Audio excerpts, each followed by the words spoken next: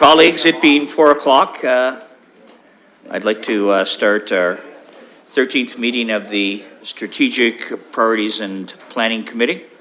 For the benefit of all, the City of London is committed to making every effort to provide alternate formats and communication supports for council, standing or advisory committee meetings, and information upon request. To make a request for any city service, please contact accessibility@london.ca, or you may call by dialing 519-661-2489, extension 2425. I'm advised the committee will recess at approximately 6:30 for dinner, but I suspect we won't need to, especially since there's no dinner, and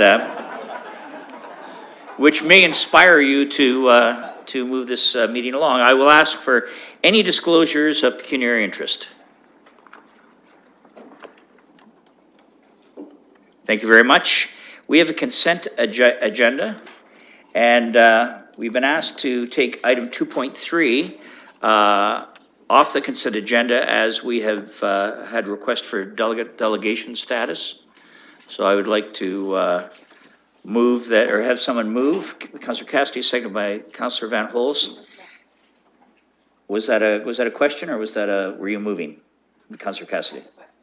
What is your question, Councillor Cassidy? It's actually not a question. I'm sorry, Mr. Mayor. Is like multitasking. I would like to discuss 2.1 and 2.2. I could discuss them separately, and I have some questions for staff. So so we have no consent agenda, but it still doesn't mean there will be dinner at 6:30. So having said that, I'd like to have a motion move that we receive the LDI's delegation status. Is there a mover? Councillor Lewis, seconded by Councillor Van Holst. Any comments or questions? Then I'll turn your attention to the screen as we vote.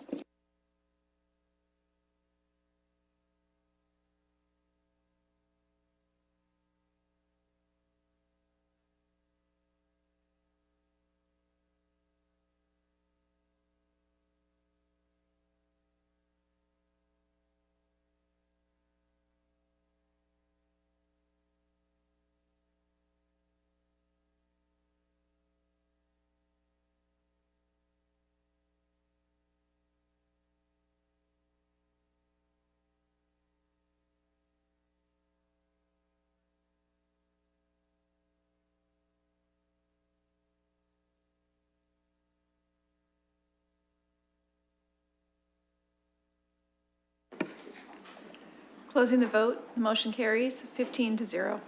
Thank you. That means we will receive the London Development Institute under 2.3. Colleagues, as we begin, because all three items have been taken off the consent agenda, I just want to share a comment that I received from a staff member who wanted to reach out and just extend their appreciation to council for the thoughtful way of the dialogue that's been around the horseshoe with staff. So I thought I would share that with you because I think that speaks to the goodwill, the caliber of the relationship, and I thought it was important to share that with you. So we have 2.1 Tech Alliance 2019 to 2023 grant. Anybody have any comments or questions? Well, that would be Councillor Cassidy.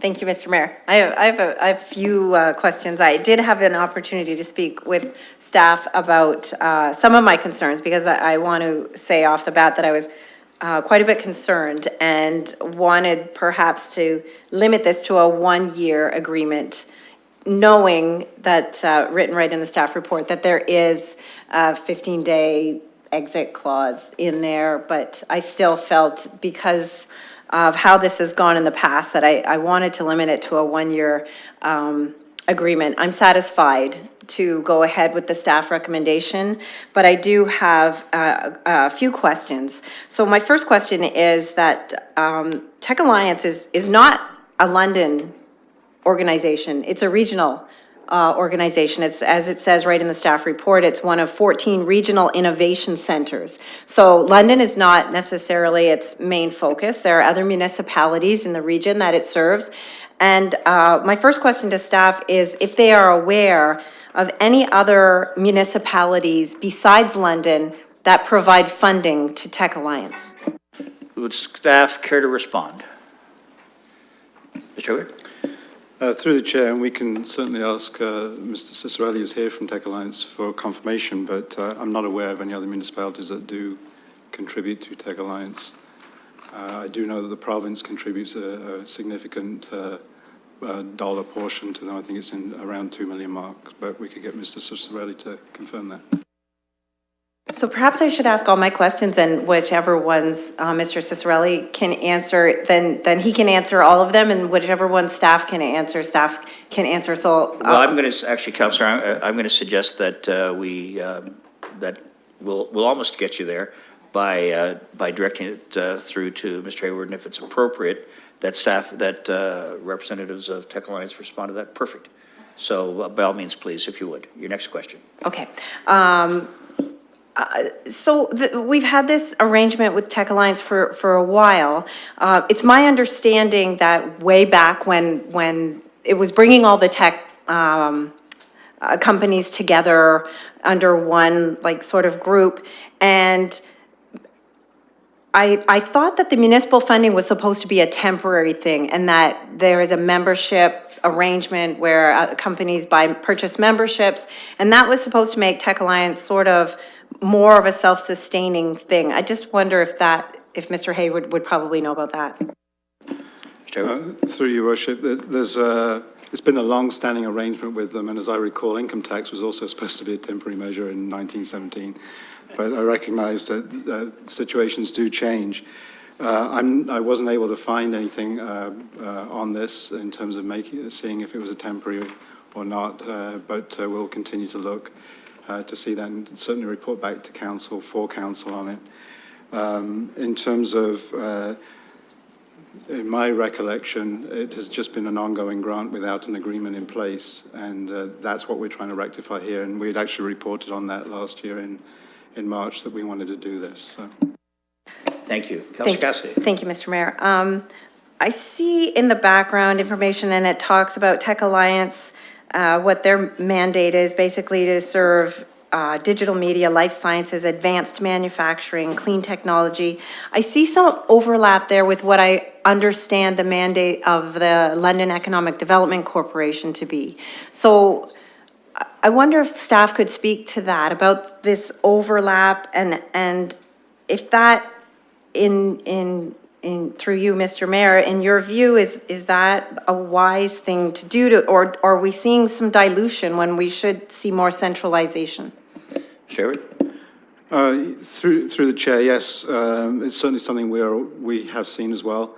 And one of the rationale for getting quarterly meetings with the board chairs and the CEOs or the executive directors of each of the groups together is to have them all go in the same direction and make sure that they recognize what space each is in, so we can actually devote the resources that we need to and target them in the areas that are of most benefit. Doesn't necessarily mean we won't cross over every once in a while, but working together will help clarify the roles, and at least that's the hope. Thank you. Councillor Cassidy, another question? Final question, thank you. And this may be for Mr. Ciccarelli as well. I don't know if everyone around the Horseshoe is aware, but on the weekend there was a substantial funding cut that was announced by the provincial government for Communitech, which is the Innovation Centre in Kitchener-Waterloo. I believe they have to lay off something like 15% of their workforce. Now, their Innovation Centre is quite a bit larger, but I wonder if there are concerns either with staff or even at Infotech about this same kind of announcement taking place for other innovation centers, including Infotech. Mr. Hayward? Through the chair, that's not information I have at this point, although I understand there are a number of areas that we are looking at with respect to provincial changes, so I may have to throw that to Mr. Ciccarelli. And I apologize, I meant to say Tech Alliance there. So before Mr. Ciccarelli responds, so I don't have to go on the mic again, I just want to say through you, Mr. Mayor, to staff, thank you very much for this. This is what I've been looking for 4 years now. I do like the direction that it's going. I like the accountability, the meeting requirements, and I will be looking very closely in the first year when the first report comes back. And added to that, compliments to staff for coming up with those directions. Mr. Squire. Thank you very much, Mr. Chair. My challenge with this entire process, and it's a challenge that I've repeated on a number of occasions, is that there's very little relationship between these organizations and City Council. And by that I mean, whether it's the LEDC that I know very little about, the Small Business Center that I know very little about, and Tech Alliance that I know very little about, we're now granting the money with a proviso that if the city representative, who's a non-elected official, deems it appropriate, they'll come and give us a once-a-year summary of their work. And the challenge I have is that if you ask me, for instance, to go in front of a group of people and provide a one-year summary of how I've done as a lawyer, I'm going to come and say I've done a wonderful job in the past year as a lawyer. So it's a real accountability problem for me, because people in the community come every now and again and they'll say, this organization is doing a rotten job. And I don't like it when my answer is, well, I don't know anything about what they do. I don't know whether they're earning their money or not. So how is this going to, how can, and this is for Mr. Hayward in particular, because you're the representative and you're going to appoint someone, are we going to get yearly reports, fulsome reports back that are going to really be critical where they need to be critical, complimentary where they need to be complimentary, to tell us that the money we're investing in these organizations is being used? And my last part is, it would be really helpful if somebody from, at least in my case, if somebody from these organizations occasionally reached out to councillors and said, here's what we're doing, we're getting your money, we're doing a really good job, and here's why. Mr. Hayward, do you wish to comment? Yeah, through the chair. One of the issues that we're trying to address here is reporting, and specifically on metrics, because metrics are really council's avenue, and basically if we see things going in a declining mode, then we know there's a problem. If we see things are not hitting targets, then we know there's an issue as well. So for example, in our own strategic plan, which is what we're hoping to tie many of these things into, you will see targets and metrics that we're trying to achieve, and that's what we're going to expect of these groups to which we're granting money. As we get into areas like the LEDC, it's a fee-for-service contract, so we can get a lot more specific in what it is we're requiring, and get a lot more detailed in the reporting that we're requiring. We will establish the reporting requirements as well. So if, for example, we come forward with a report and it's not meeting certain needs of council, we can adjust that in years to come. So it may be a little bit of an iterative process, but certainly it's something that we can try to establish, and we are establishing the metrics through this process as well. With respect to the reach out from the various groups to members of council, I know there have been a few events to which they've invited some, but I'm not sure the extent to which it's happened or the depth to which you've been reached out to. So it's certainly something we can take and work with them on making sure happens. Mr. Squire. Just 2 comments on that. Thank you very much, Mr. Hayward. I'm very happy to hear that the parameters of the report and the requirements of the report are going to be set by the funder, who is us, and that you're going to be involved in that, because the last thing I would want is the person we're giving money to actually come to us themselves and tell us how they're doing. I would like you to tell us how we're doing, so I really appreciate that. The second part is, it is important, I think, at least for this councillor, to understand what these organizations are doing. And I do find it difficult when an organization stands at the microphone and assumes I know everything about them and what they do. So I don't want to be invited to a party or a cocktail party. I want to be sort of invited to something that tells me what the organizations do, and I hope they'll do that. Thank you. Councillor Hopkins. Thank you, Mr. Chair, and I want to thank Councillor Cassidy for bringing up this conversation. I think it's an important one that we have here around the horseshoe, and I understand, Mr. Hayward, the importance of the need to report back in the matrix, and understanding that. I was a little concerned what we're doing here is going into the 4-year contract. And just wondering if things don't unfold like we expect them to, how can we sort of say, well, get out of the contract if we're not pleased with what we're seeing? Just want to understand moving forward how we are setting ourselves up, I guess, for not really having much of a say if things aren't going well. Ms. Hayward? Through the chair, so there is a clause in the contract, section 10, that basically provides for a 14-day out clause in writing from the city to the recipient. So that gives you one out. The other out that you have is it is always subject to budget, and that's something else that you can look at as well. So there are a couple of outs. The consistency of having a 4-year means we're not revisiting the same thing every year, because the basic premise of it is the same. And it is consistent with other grant agreements that we have. So for our community grant programs, it's consistent with our LEDC service contract is consistent. So it just keeps it all on that same basis.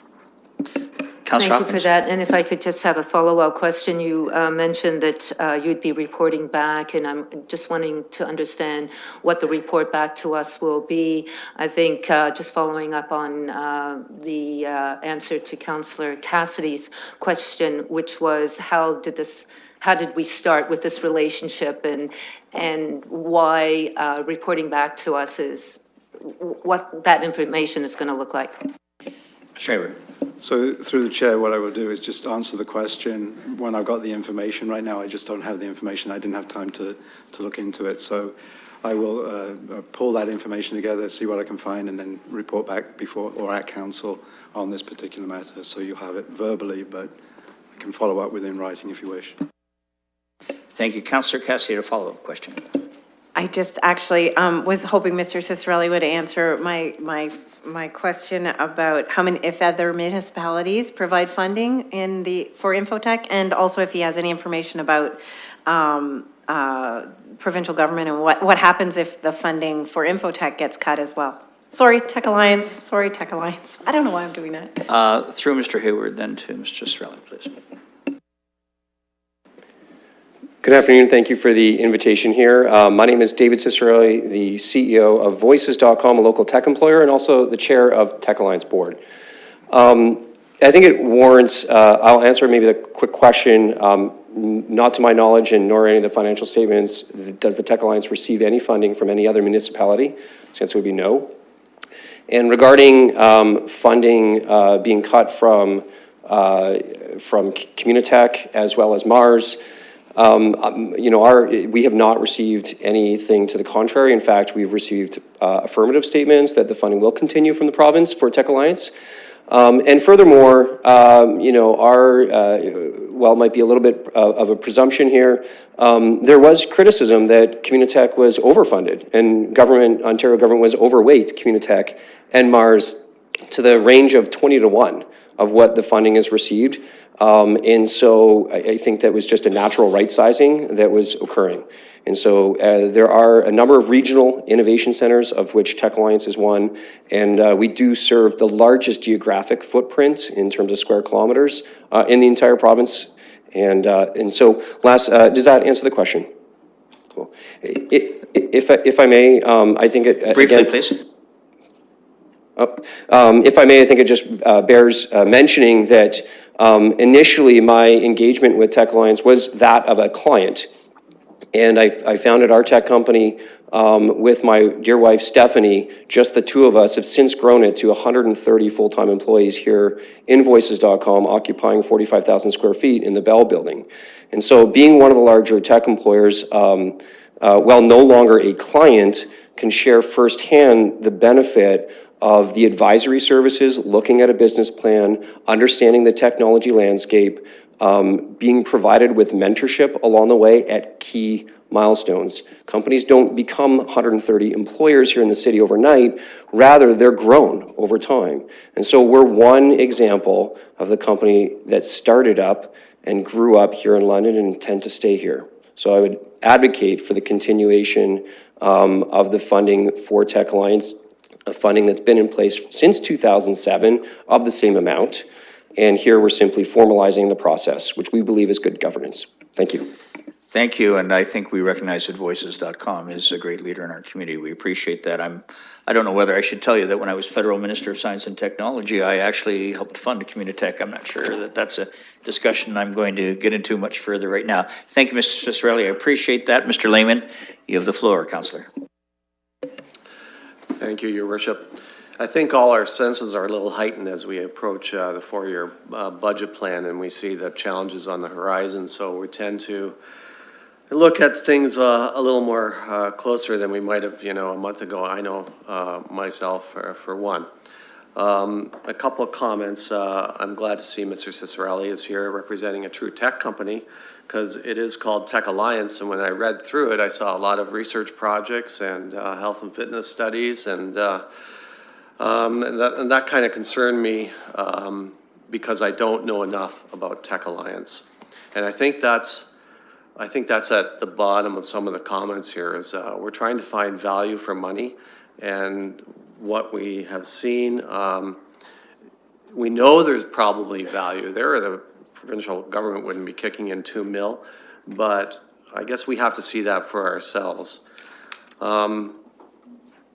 I'd like to, through the chair, ask the city manager. I see that the city representative is due to meet 4 times a year. Have we met 4 times a year in the past? Mr. Herbert? Oh, sorry. We've met individually through various points in the year. It hasn't been formalized with all of the different agencies, so LEDC, Small Business Centre and Tech Alliance, all at the same time with the city manager, making sure that we're all going in the same direction. So it's the board chair and the executive director or CEO of the individual group, as well as the city manager and a representative here. And that representative could even include a council member if you wanted. Thank you, Mr. Lehman. Other question? I'm good. I think you mentioned through the chair that we're looking to have a more formal metrics parameter set up, which is good, because all I see now is I see 200,000 and there's 61 jobs created, and then I look over at the Small Business Center for about the same, and there's 288 jobs. I'm sure there's other things that I'm not aware of that would justify similar expenditures. So I look forward to, I don't think it has to be every 3 months, but at least once a year to define what those metrics are and how we're progressing on that. The other comment I did have mirrored comment by a councillor earlier. I keep seeing the word regional, and I see, especially on healthcare, we're a regional center and are expected to burden, our taxpayers are expected to burden that responsibility, and that's fine. But I think we should look to the other communities. We are, I just heard, the biggest footprint. It would help if other communities they want to be part of the regional discussion to help us out and step up a bit financially. I would look for sure, I would look forward to getting the metrics when you get those. And I'm kind of inclined to hold off a 4-year commitment until we see where we're at. Thank you, Councillor Van Holst. Thank you, Worship, and you too, and through you.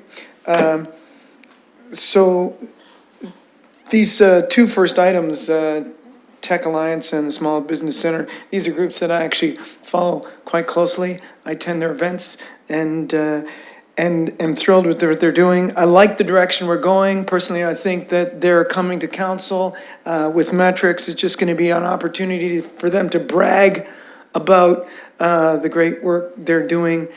When I see, for instance, now I'll just talk about Tech Alliance, some of the open houses they've had with the people who've been developing technologies. These are game-changing things for the medical industry. There's astounding technologies to see. It's very, very impressive, and I'm proud that we're contributing to this kind of thing. One of the most exciting announcements I thought from last term was the idea of Venture London, which was a new incubation hub for businesses where we were going to see Tech Alliance and the Small Business Center under the same roof, supplying services and creating new businesses in London. So I see the investment we're making in them quite small for what we're getting out of it. And we really want to encourage this kind of thing in London because there's both strong economic drivers. And I'm really pleased with both of these. I guess we're going to talk about the Small Business Center too, so I'll save some comments for that as well. But I see what's happening here, important for us, important for our region too. We think, well, why should we support the region? Well, it might have something to do with our vision, which is we're a leader in commerce, culture, and innovation, our region's connection to the world. So we should be taking a leadership role here.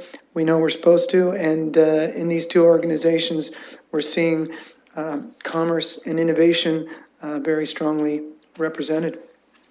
So I'm thrilled with what we're doing. This is fine. Like we said, it's good governance. I'm happy to go with the 4 years. If we can back out of this easily, then there's no reason, given the success that these groups have had, to do otherwise than just move forward with a nice 4-year commitment. Thank you. Thank you. I've not seen any other speakers on the issue. There is if you look to your report, a recommendation to approve a grant agreement with Tech Alliance of Southwest Ontario from 2019 to 23, and to authorize the mayor and clerk to sign the agreement. Is there a mover? Councillor Van Holst. Is there a seconder? Councillor Turner. Any other comments or questions? Then let me turn your attention to the screen, please.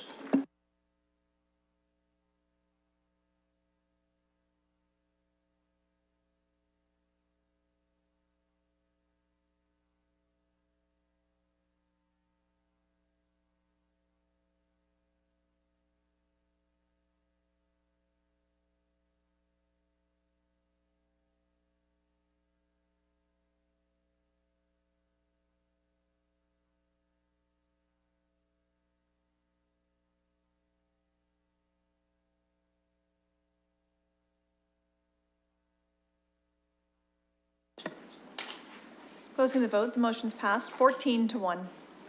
Thank you very much. We now have 2.2 on the agenda, Small Business Center 2019-2023. Any comments or questions?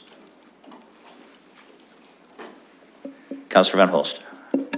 Thank you very much. I did say I was going to make some comments, so I wanted to do here. Great work by the Small Business Center. I had the opportunity a number of years to go to one of their graduation ceremonies where they're coaching businesses, and I got to meet a number of them, and over the years have been following those successes. So to see them show up at, say, the Western Fair Market, and then working themselves as proprietors, and then you find that now they've got somebody in their place, they've hired somebody, and they've been moved out. I see their products all around London now, and of course find out that they're being exported to outside the city. These are huge successes that bring money into London. This is the best. It's what they're doing is creating best case scenarios for us. So thank you very much. It's great work, and like I said, having you come and do a little report where you can brag a bit with some metrics to back you up. I'm thrilled to have that happen. Thank you. Thank you, Councillor. Any other comments or questions? I'm not sure if this is the time that I should tell you that when I was a member of Parliament, I also funded some programs at the Small Business Center. So let's turn your attention to the screen as we vote, please. Excuse me, I'll turn your attention to the recommendations, which read, as my trusty scribe and clerk puts that in front of my attention, Here we are, to approve a grant agreement with the London Community Small Business Center from 2019 to 2023. Authorize the mayor and clerk to sign the agreement. Is there a mover? Councillor Cassidy, seconded by Councillor Lewis. Any other comments or questions? Thank you. Then now we'll turn our attention to the screen.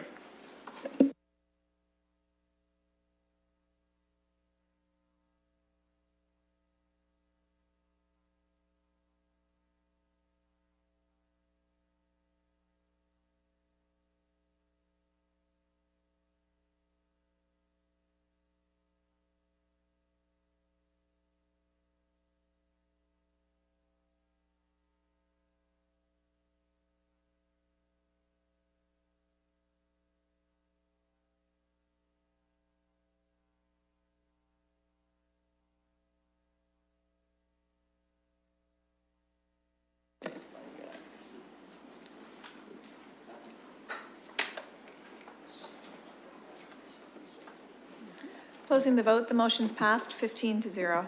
Thank you, colleagues. I'll now turn to 2.3 in our agenda, the 2019 Development Charges Bylaw and Background Study.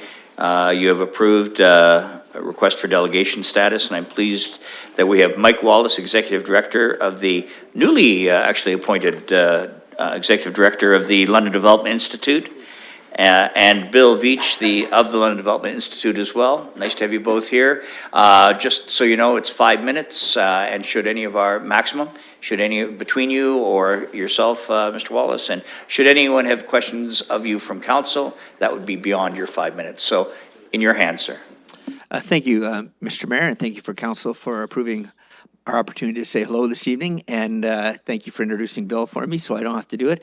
Really, we're here only briefly. We won't take your 5 minutes up. We want to basically say thank you to George Kostifis and Paul Yeoman and their team for the process on dealing with DCs in this last round. It's been a couple of years of going through the process. The process in terms of determining what's growth and what isn't growth is a challenging task. And I would say that based on the results that we got, we didn't agree on everything, of course, from LDI's perspective, but we are satisfied with the results from the DC study.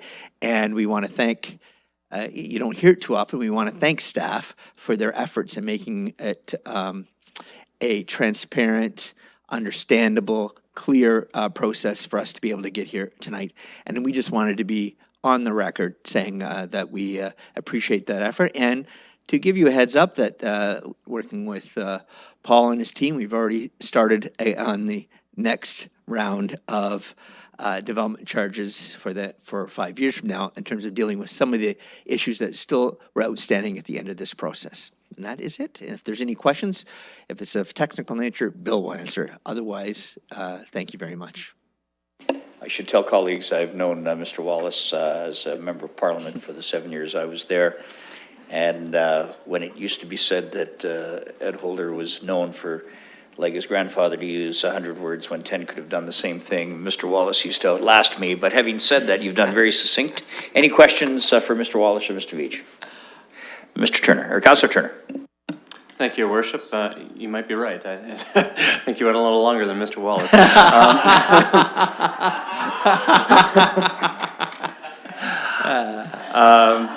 Through Your Worship to Mr. Wallace, with respect to, in the report and discusses, we're not quite sure what the implications and impacts of the rapid transit decisions have been and where they might land. But that does obviously raise the question for us of how we manage those impacts. If there are impacts, there's a couple possible strategies to address that. One is to increase the DCs assigned to the works, or to defer works within the DC the bylaw that we're about to pass. Does the LDI have a position on that and contemplations? Thank you, Councillor, for the question. Obviously, based on the decisions that this council made on the direction that they were going to take in relation to BRT, it does make a difference.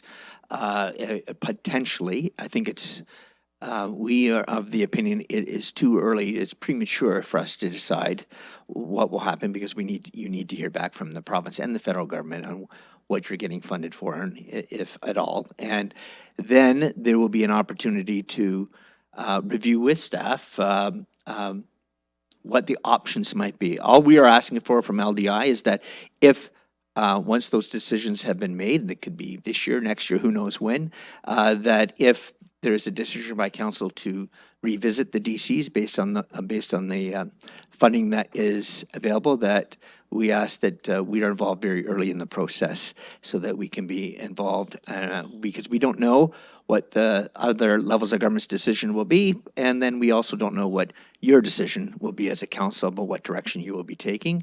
And the one thing we do have to remember is that the DC's process is a 5-year process, that there is always the opportunity that in the next round, that if we've missed something or we need to get caught up, that there is some opportunity for that discussion to happen in the next round of the DC discussion. So that was the message that I've been asked to portray, to give to you tonight on that issue, and I do appreciate the question. Any further question, Councillor? Thank you. Any other comments or questions? Well, colleagues, there's a recommendation. I'll turn your attention on page 30 for the approval of the 2019 Development Charges Bylaw and Background Study, that on the recommendation of the Managing Director of Development and Compliance Services and Chief Building Official, with the concurrence of the Managing Director, Corporate Services, and City Treasurer, CFO, the following actions be taken. And I'll summarize these. The 2019 DC's background study be approved. That the attached proposed 2019 development charge bylaw be introduced at the meeting of Municipal Council on May 21st of this year, to come into force and effect on August 4th of this year. The intention to meet the capital project needs of growth as listed in the rate calculations contained in appendices B through M of the 2019 DC background study be confirmed. That in accordance with Section 515 of the Development Charges Act, it be confirmed that the Municipal Council has expressed its intention that excess capacity of the works identified in the 2019 DC background study be paid for by DC by development charges, and it be confirmed Municipal Council has determined that no further public meetings required in pursuit of Section 12. Councillor Hopkins, are you moving? I'd be happy to move, but I do have a question through you. We'll come back to that. Absolutely. Seconder. Councillor Lehman, thank you very much. Comments, questions? Councillor Hopkins. Thank you, Mr. Chair. I do have a question around the bus rapid transit implications, and it's something that I, as a council, want to understand what we're doing with this funding or this amount of money as we move forward. I know we're looking at a 4-year budget, and I'm going to have that in the back of my head all the time. Where are we putting this money? Where is it going? And will we be reported to, knowing that this is what we're saying, but there could be changes depending on what the government's decisions are, but also we have to do further studies and figure out what that's going to look like. So as we go through this process, how am I, as we go through the budget process and with things to come, understanding where this money is? I kind of see it floating out here, but I understand there isn't like a reserve fund, but if you can kind of explain where that money is and how it's going to be reported to us, so we are aware of the implications when we make decisions here. Ms. Barbone? Through the chair, so right now we have submitted the cases to the province, and therefore it will then get forwarded on to the feds. So until such time that we receive approval, we don't have any certainty, but that's certainly something that we hope will occur prior to the development of our multi-year budget. So at this time, if all 10 projects are successful, that would secure the funding and a large portion of the funding to move that forward. And there are some changes then based on the certainty that we would bring forward, and that would automatically come through the multi-year budget process. So right now we're waiting for that next step to occur before we make the changes. At that point in time, we will then bring forward what the impacts are and how the budgets would change accordingly. So right now, what we've done essentially is based on current budget, we have the project projects that were previously approved under the Bus Rapid Transit Program. When the budgets are, the provincial federal funding is approved, then we would reallocate it accordingly, because we still require the city dollars to support the matching portion for the federal provincial funds. So at that time, based on what's left over, we have, for the most part, reallocated a large portion of the city dollars. So we'd look at the plan and make those changes and would be able to report out to council at that time exactly what the impacts are, and then what next steps, if any, would occur at that point in time. Councillor?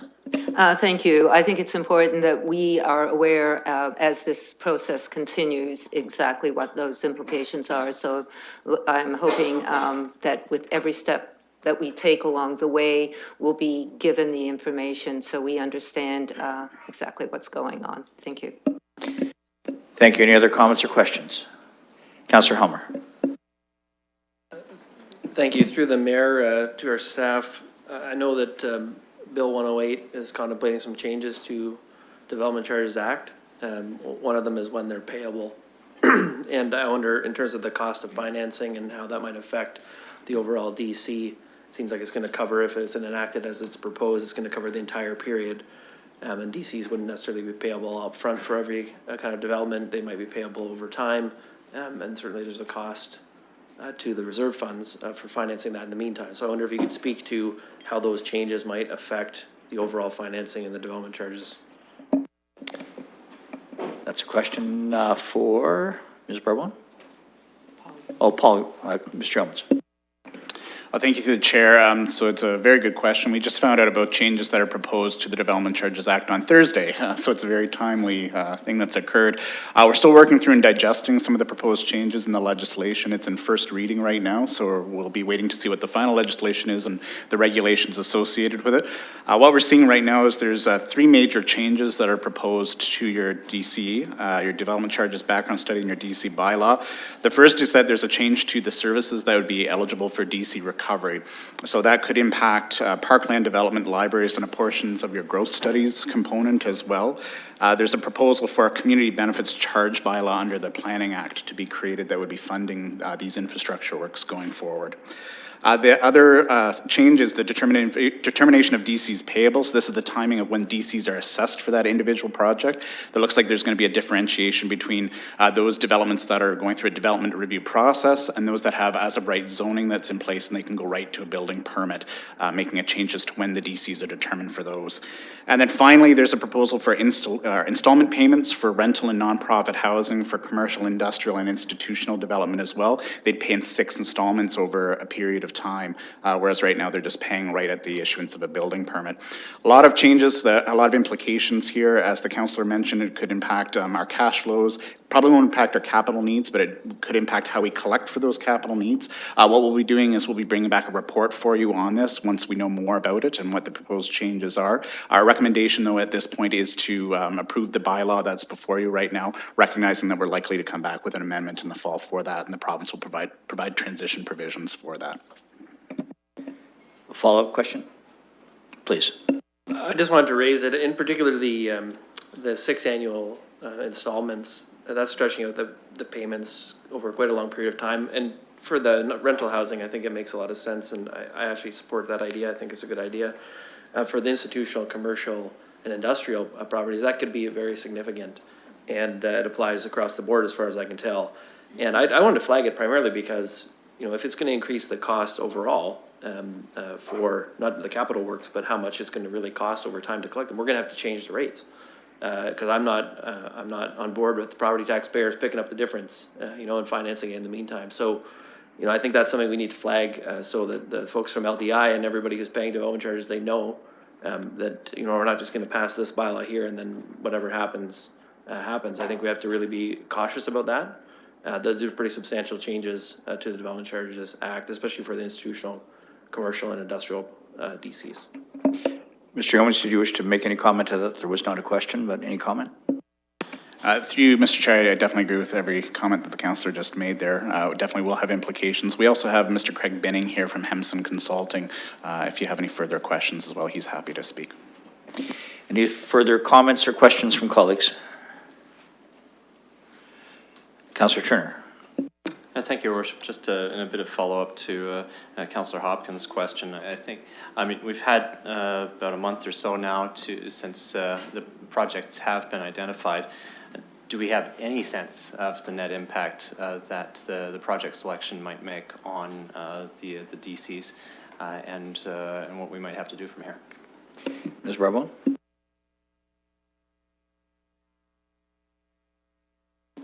Back to you, Mr. Yeomans. Through you, Mr. Chair, we have not undertaken any new analysis at this point. We are, as Ms. Barbone mentioned, we are waiting to hear back further information in terms of the federal and provincial funding. At that point, we'll be determining whether or not we need to review things further and initiate a transportation master plan to review needs in greater detail. Right now, our transportation master plan is scheduled for 2022. We'll be determining whether or not we need to accelerate that to do further review for this. Any follow-up? Any other comments or questions? The recommendation has been moved and seconded. I'll turn your attention to the screen, please.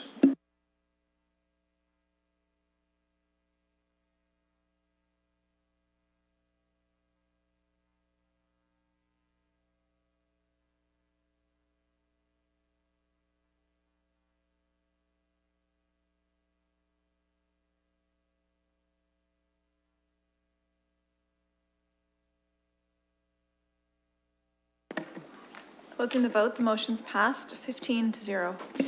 Thanks very much, colleagues. As we end the consent agenda items, which weren't quite consent, two things. I'd like to thank the representatives from LDI here and for your presentation today and your thoughtful comments, and also with respect to Tech Alliance in particular, Mr. Hayward, your comments and leadership with respect to metrics and all, we appreciate that as well. There are no scheduled items in our agenda, so I'm now going to turn your attention to 4.1, the items for direction. The first is our 2020-2023 multi-year budget, and I will hand the chair over to our budget chair, Councillor Morgan. Thank you, Your Worship, and I'll just chair from here as the mayor and I discussed. It's probably easiest, both comfortable, we don't want to touch each other's stuff, so I'll just do that from here. And we will start off this section with a presentation from our treasurer and her team, who will go through their report and have a number of slides available for council. So I'll turn it over to Ms. Barbone.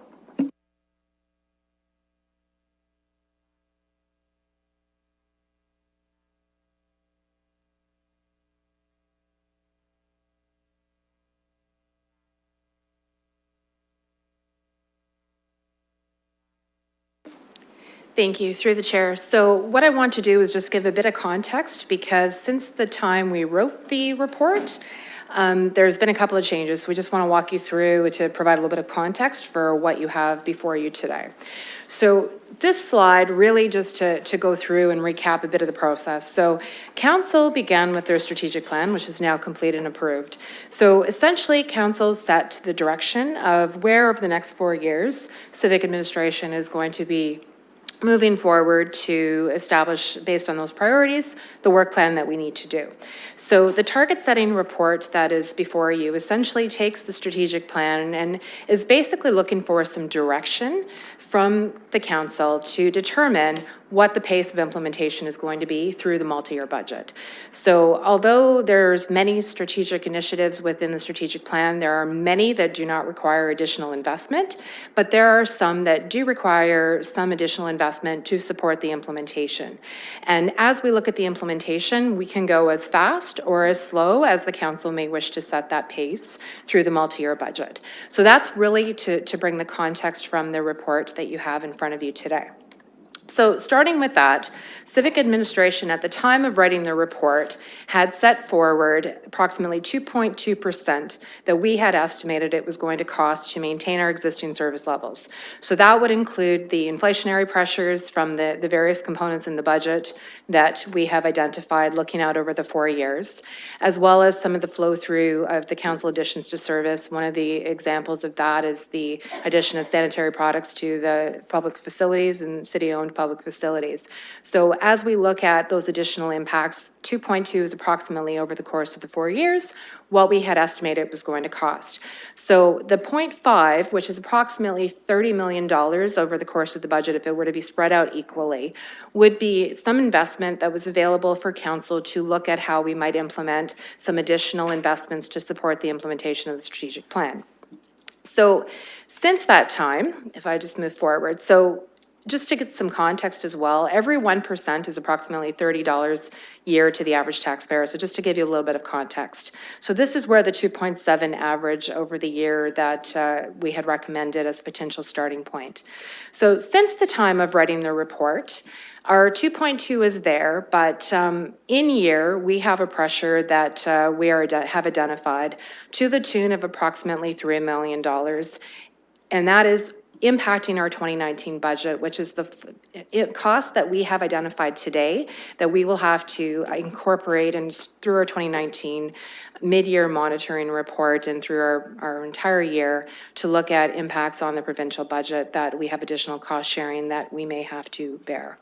So through that process, what we currently know. So I'm just showing the 2020 as opposed to the other one was an average year, that essentially what that's going to do is it's going to restrict a little bit of the capacity for additional investments in 2020. So based on what we know today, now that does not take into account potential flow-through impacts for additional cost sharing that might be required in 2020. So when we look at that 0.5, that's only based on what I know today, but essentially there could be another 1 million plus that could be another impact in 2019 that we will need to monitor. And that's where we look at contingency, short-term, other areas, reserve funds, to help us flow through our impacts for 2019. And potentially if there's surplus in other areas that could offset that cost.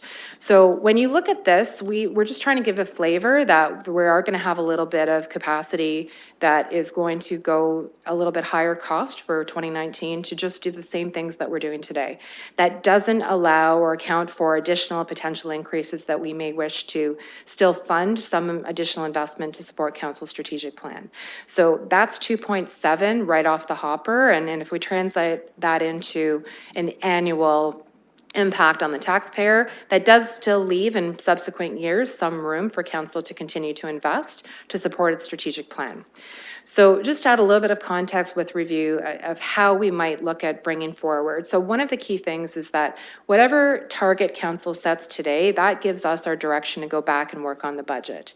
Also in tandem, we're continuing the service reviews and we are doing 3 deep dives, which we advised on April the 8th. So we have the service delivery review for housing that's underway. We're also looking at the user fees for municipal services, as well as the service delivery for municipal golf. So those are in process now. We've initiated them. They will occur, and the thought is that we will bring those forward over the summer so that if there's anything there that might help mitigate potential asks in the multi-year budget, that they would come forward in time to incorporate them in prior to our budget tabling in December. So that's where there could be additional capacity or there could be opportunities for tax levy mitigation. So that's how we're preparing ourselves to bring forward a budget in December. And we're looking for some direction today to be able to begin our budget development and provide a message to not only service areas within civic administration, but also to the boards and commissions so that we can begin our work and bring something forward for council and to begin public engagement on once we table the budget in December. So if there's any questions, happy to open the debate.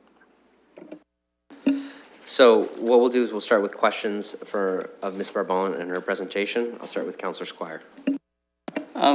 Just so I understand, as part of this process of setting these targets, are you going out to boards and commissions of the City of London, such as LTC, the Police Services Board, and I'm interested because I'm a member of the LTC. We just did our annual report and identified increased funding we need in a number of areas. So I think it's going to be important to know as early as possible, are you setting targets for them? In other words, are you going out to the boards and commissions and saying, you can increase your budget by 2.2% or 2.1%? Are you giving them some kind of a number that they have to come in within? Ms. Barbon. Through the chair, as we have in past years, we develop a budget guideline, a development and guidelines, and they do include targets for all civic administration areas, as well as all the boards and commissions. So yes, based on whatever direction, so right now they're in draft, pending the completion of the discussion at council, but based on whatever target that council would set, we would modify those targets accordingly so that the boards and commissions and all the service areas would work towards that target to meet council's direction. Councillor Squire. My understanding from just listening to you is in the last budget, we received a number of savings through service reviews, Lean Six Sigma, that came up over the course of the budget process. And I think you've tried to identify some of those tonight. I just want to make sure that those are numbers we're going to be getting prior to the budget process or as early as we can, because during the last multi-year budget process, we were well underway in the budget process and actually determining matters, and all of a sudden the city manager was telling us they were prepared to make certain service reviews that would result in cuts. So when are we going to know about that, and how are we going to know those numbers and how they're going to affect the 2.7 number? Through the chair. So there's two components to that. So one is the service review that's occurred and is still outstanding for 2019 that has been set as targets for all of the last multi-year and current multi-year budget. So what had occurred was through the deliberations that there was a reduction included with a target in each and every year of the multi-year budget. So 2019, right now, there was a reduction made within the current year budget of $1 million that we are actively trying to find and that we will report out on in September of every year. So the $3 million to date we have found, and that has been reported to council. There's still $1 million outstanding, which I have to report out in September, and we're still in process. Definitely, with some of the changes in the province, it will be a little bit more challenging to try to find that this year, but that has been primarily through some of our operational reviews, primarily through our zero-based budgeting, where we've identified some of those savings to date. So where we've renegotiated contracts and been able to realize savings, we have recognized that through our service review process. The secondary part is what we're proposing that will impact how we look at the multi-year budget, which is the deep dives that are in process. So those are the three which are looking at three very specific areas to try to look at through the report and the work of KPMG that we would bring forward. So we're targeting July for one of them and August and September, so that we're trying by the end of the summer to get everything complete and to council, so that if there are any recommendations that council wishes to adopt, we can reflect that right at the start of the multi-year budget. So those reviews are in process. So what I would say is that in addition, one of the things that we will continue is through the work of the multi-year budget in the off years. That's what has given us the capacity to do very detailed service reviews and zero-based budgeting and looking at all of the budgets. And to date, we've been able to recognize a number of savings. One of the things that will become more challenging as we've gone through that process, and particularly through the work of the deep dives, it will be a lot more challenging to set some very higher targets for us to try to achieve. We're trying to do that up front. And particularly with a lot of the uncertainty in the future, I think that at this time, we're not recommending that we would want to put a target in there, because we may need that if we can find anything to bring forward in future year through an update to potentially mitigate other things that are unforeseen. So that's what we did in the last multi-year, but we're not recommending that process to set a target given some of the uncertainty that we have at this time, so that if there is something that we can confirm that we can implement, we would bring that forward through an update, and then council could be confirmed that it will take those savings. Otherwise, if we're unable to find it, it does pose an impact on the tax levy the following year. So we would like to err on the side of caution to ensure that what we bring forward could be in fact be achieved. Councillor Lewis. Thank you, Mr. Presiding Officer, and through you to our staff. I hope this will be a more straightforward question. That one was a little complex, but I thank Councillor Squire for asking it. But he touched on one specific question I had. The 2.2% inflationary increase that reflects operating costs and council directions, does that include the current level of transit subsidies we are providing to LTC with regard to student bus passes, kids under 12 riding free, etc.? Ms. Bourbon. Through the chair. So that includes the current level that we are funding to date. What that does not include is a revised program that would be coming forward through the multi-year budget to show a new program that would replace the pilot that is currently in process today. So that has been identified as an additional investment through the strategic plan. That is currently in process now, and we are looking at something, but anything over and above what was identified through the strategic, we are currently looking at maintain existing service levels only. That does not include anything new that would come forward. Councillor Lewis. Good. Councillor Van Holst. Thank you, Mr. Chair, and through you to your staff. So a couple numbers were given, shooting for a 3.2% increase or a 2.7. So if we ask you for the lower amount, does that mean you're going to bring forward fewer business cases for us to look through? So through the chair, one of the things that we will look at is the level of investment. So when we look at across the 4-year in terms of budget and what the business cases are, we would look at how we might phase them in over a period of time to come within the targets that council has set. So I might not suggest that they would necessarily be fewer. They might be phased out over a longer period of time. So that would be through our budget development process. We would look at what would make the most sense and the kinds of things that are there to try to phase that in. So one of the simple ways is that you spread it out over a much longer period of time. So incrementally you'd have a little less, or you might choose certain priorities and not others. But we would have that information available so that at the budget discussion, council would be able to go through all of the information and make its choices and determine its priorities based on the business cases that would be brought forward. Councillor Van Holst, you good? Other speakers? Councillor Turner. Thank you, Mr. Chair. Through you to Ms. Bourbon. So you had mentioned the impact of the provincial budget on our budget. The provincial budget's an annual budget too, I believe, and that subsequent budgets would then come forward and could have significant impacts in subsequent years. We do know of one of those later impacts would be in the gas tax sharing that announced that planned increases to the revenue had been decreased.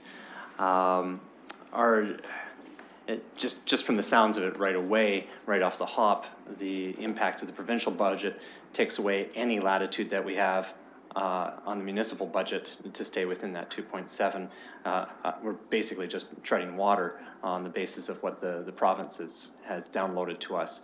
Any indication from the province that they might be uploading and taking any costs? Through the chair. So what I failed to mention earlier is that we're currently trying to go through all of the impacts, and we will be reporting out separately at the end. We're targeting the last CSC meeting in May to bring forward a consolidated report that outlines all of the impacts. I know some municipalities have already done so, and we're in right now trying to go through all of the impacts that we know to date and to outline that will come forward to council to show exactly what those consolidated impacts are. At this time, we know a number of 2019 impacts. We don't know what the 2020 impacts are yet, although they're starting to come to light even today. I think there's some new information. So it's trickling in, and we're trying to understand what they are so that we can bring a fulsome report. Right now, based on what we've read, I believe at this point, we're seeing a little bit more of a cost sharing increase potentially to come forward in 2020. So I suspect what we're seeing is that the costs will increase a little bit further in 2020. To what extent, we don't really know yet. So that's what we're trying to bring forward. So I suspect that by the time we finalize the report to bring forward, we'll have a great deal more information and specific on all of the different areas, as well as an opportunity to work with the boards and commissions so that we understand what their impacts are also, so that council can have a bit of a report. One of the things we will be looking at is to trying to work with the government to understand, to whatever clarity we can receive, how much in advance of trying to draft our budget, what the impacts could be for 2020 and future years, so that we can ensure we try to consolidate it all up front as much as possible. Go ahead, Councillor Turner. Thank you, Mr. Presiding Officer. Really quickly, I think the 0.5% on our budget, 1% is about $5.6 million.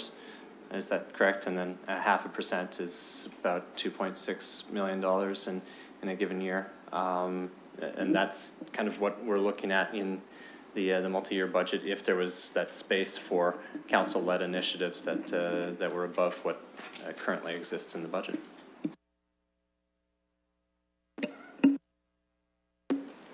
Through the chair. So right now, 1% is approximately $5.9 million, so almost 6. So 0.5% is $3 million approximately, based on what we're planning for 2020 at this time.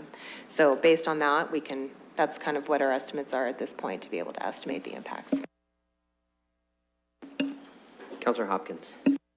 Thank you, Mr. Presiding Chair. Just following up on Councillor Turner's questions, I just want to get back to the 2019 budget and the impacts. So we know what some of the impacts are. Do we know all the impacts that we will be facing? Through the chair, no, we do not.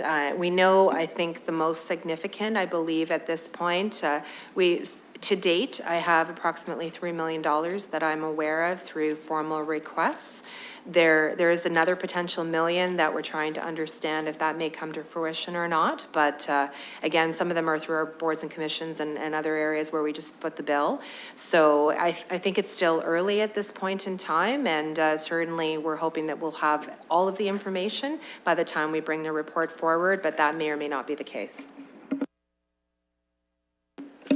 Councillor Cassidy. Thank you, Mr. Presiding Officer. Going back to boards and commissions, so municipalities aren't the only ones that are being hit by the provincial budget. So speaking of health unit in particular, because I'm on the Board of Health, I think we're looking, I'm sorry. Your Worship, really quickly, I recognize where Councillor Cassidy is going. At this point, I need to declare a conflict of interest, if I may, as my employer is the health unit. Thank you, Councillor Turner. That's noted. My apologies to Councillor Turner for not giving him a heads up, but I'm just sort of following this conversation organically. So I think what's happening with health units in particular is the funding model and the cost sharing between province and municipalities is what is being changed. And so we're going from what should be a 75-25 cost sharing to, with our Board of Health, initially 70-30 and then 60-40. So it's not just going to affect this year, it will affect next year. And again, there is uncertainty because there may be some one-time funding provided to mitigate some of the effects of this change in the funding model. So my question is, we know the effect on our budget from the offloading. Because there are certain boards, and the Board of Health, or the Board of Health is one, where we just have to pay what they ask us to pay. So through you, Mr. Presiding Officer, it's fine to say we are giving our targets to all the boards and commissions, but with the Board of Health as one example, and I know that there are others where the city's just pretty much mandated to pay what they say their budget is. Can you give me an idea of how many of those boards we have? I believe the conservation authorities are included in that, and are we considering that these boards may simply come to us and say, this has been downloaded onto us, and so now we are downloading or side loading, I guess it would be, onto the municipality? Ms. Barvon. So through the chair, the councillor is correct. Certainly the health unit, the conservation authorities, the London EMS, we just get a bill. So there are a number of areas where that potentially is the case. So when I look at 2020, that is certainly when on the slide about the 0.5% impact, estimated the $3 million flow through that we know we have this year. However, that could be far in excess of that depending on how many. Now, that's based on the current legislation. If the legislation were to change and there was an ability for council to push back a little bit, then that could be different. And I don't know if that's contemplated or not, but that's certainly something that may or may not be possible.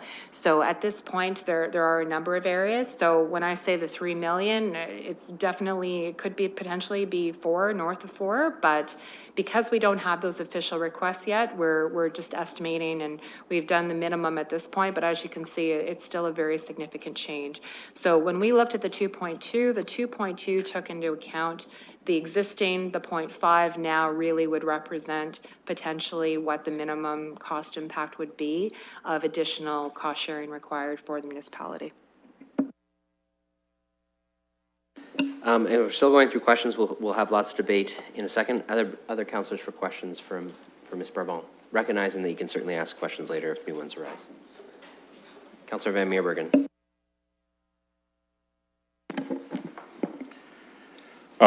Thank you very much, and thank you, Ms. Barbon, for the update that you're providing. What I find particularly interesting is the exercises that you've engaged in with zero-based budgeting. Have you been successful with that? Are you finding good savings in that area?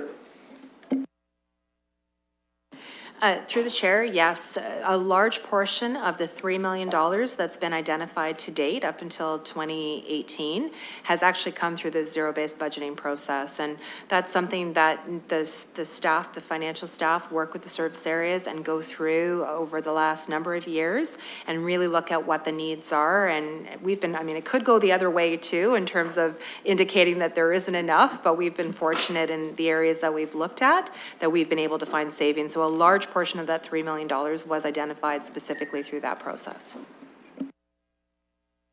So, if I could, we're still some way out in terms of this budget process. What's your opinion in terms of being able to find additional fundings, additional savings between now and, say, December? So through the chair, we have $1 million target for 2019 that we have to find. So to date, I'm aware of approximately half that we have confirmed. We're still searching for the rest.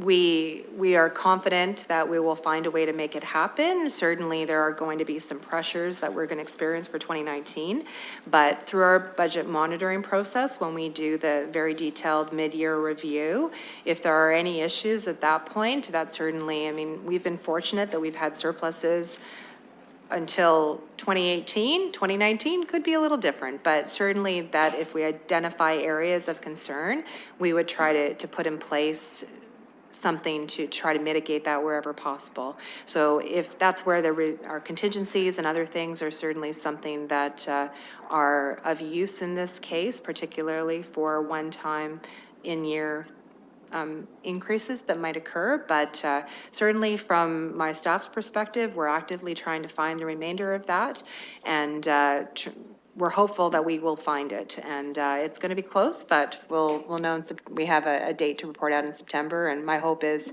by September we'll have found it. So I assume that you're going department by department with zero-based exercises, and if that's the case, what percentage of the city en masse, corporation, have you engaged with the zero-based exercise to date?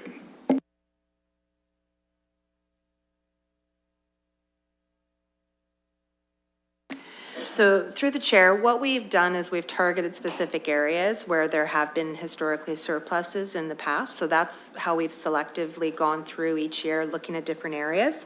So what we've done primarily is because the service review target has been specifically within the civic service areas, we've gone through a large number of the areas within there, and unfortunately, I don't have in front of me today exactly which areas out of the total service areas that we have that are close to 100 in terms of how many we've specifically looked at. But what I can tell you is the civic service areas represent 49% of the total city budget. And that is where primarily the $3 million has been found to date. It has not been on the remainder of the budget, of which 31% is approximately boards and commissions. So is it fair to say then that 50% of the city services has been looked at, or like is it 25% of the total operating budget, or is there some way to just give us a feel for how much has actually gone through the zero-based exercise? Through the chair, the way I would answer that is we've gone through approximately 49% of the total budget, which is the service areas. So I would say the rest of it hasn't been reviewed, but even some of the capital financing, we have found a few things that have also contributed. So I don't know the specific percentage beyond that, but at least almost 50%, I would hazard a guess. So it's fair to say that there's ample opportunity to find yet more savings, because we still have a good portion of the city that still has to be looked at. Through the chair, the remainder of that is 30% of that is the boards and commissions, which we don't have the jurisdiction to do, and something that with council's support might be something that could be looked at as well. All right, thank you. Other questions? Councillor Squire. You hate to turn to the right, don't you? Of course.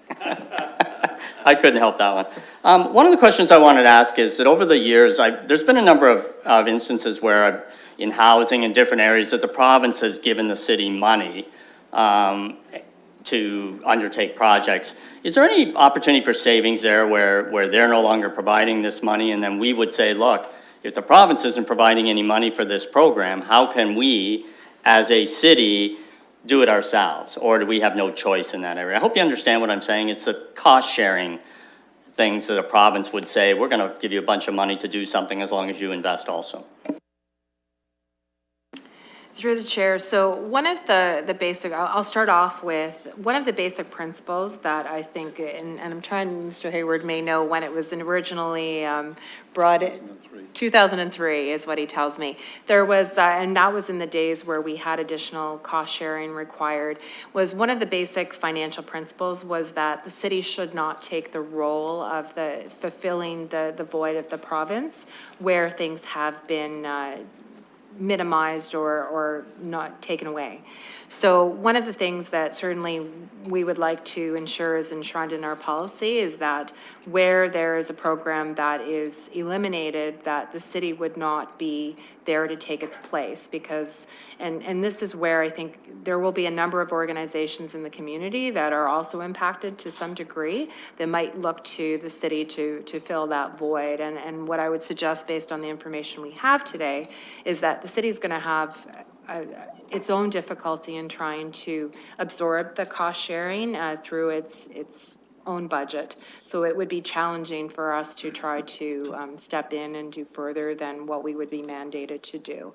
So I think that might answer your question, and that if there's a possibility for it's not going to be required, then council should look to try to enforce that.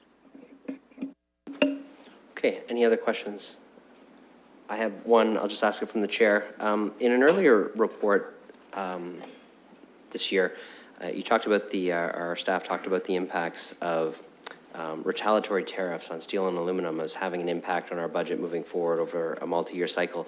Is that impact incorporated into the existing budget, or is that also going to be on top? Recognizing that obviously that is a component that could change at any time if, you know, the federal government and the government in the United States work out some sort of arrangement to eliminate the tariffs. But in the meantime, is that factored into the budget? Through the chair, so when we look at our capital budget, it's approximately 20% of what our current tax levy is. So that is the funding that we would raise through the capital levy and have contributions directly to capital projects to support what our 10-year capital plan is. So currently, we are looking and we are seeing those inflationary pressures, and that's where the construction price index has been helpful because the costs of those goods have certainly been higher than what we would see through the other levels of inflation. So right now, that is something we're keenly aware of, and we're looking at from an inflationary component of what the capital cost could potentially be, and we're trying to make sure that we've had allowances for that. So as we do the budget development, we're going to try to look at that. It's a little bit challenging to try to specifically look at because, of course, you don't necessarily know if those steel tariffs play into some of those goods very clearly, but it is something through the budget process we're looking. So we believe through some of the inflationary components, we've captured some of that in there. If it's the full extent, it may not be clear, but we're still hopeful that those might potentially go away over the short term. But as of yet, right now, we have to plan for them to be included. Thank you. And I was mainly referring to the capital levy portions of it. I certainly recognize the difference between the capital and the operating budget, and I wouldn't want to confuse the two today. So if there are no further questions, recognizing we can ask others, what we have before us is a staff report that has multiple recommendations associated with it that range from target setting to timetables to endorsement of the public engagement process. We can certainly debate all of those components separately. If there are specific things that council would like to debate, it would probably be beneficial to kind of try to stick on the topic. So if you want to debate and discuss the setting the target, perhaps we could leave the public engagement piece until a little later on, but we'll start where we start with the first few comments. So that will probably allow us to work through it in a little bit of a more organized way.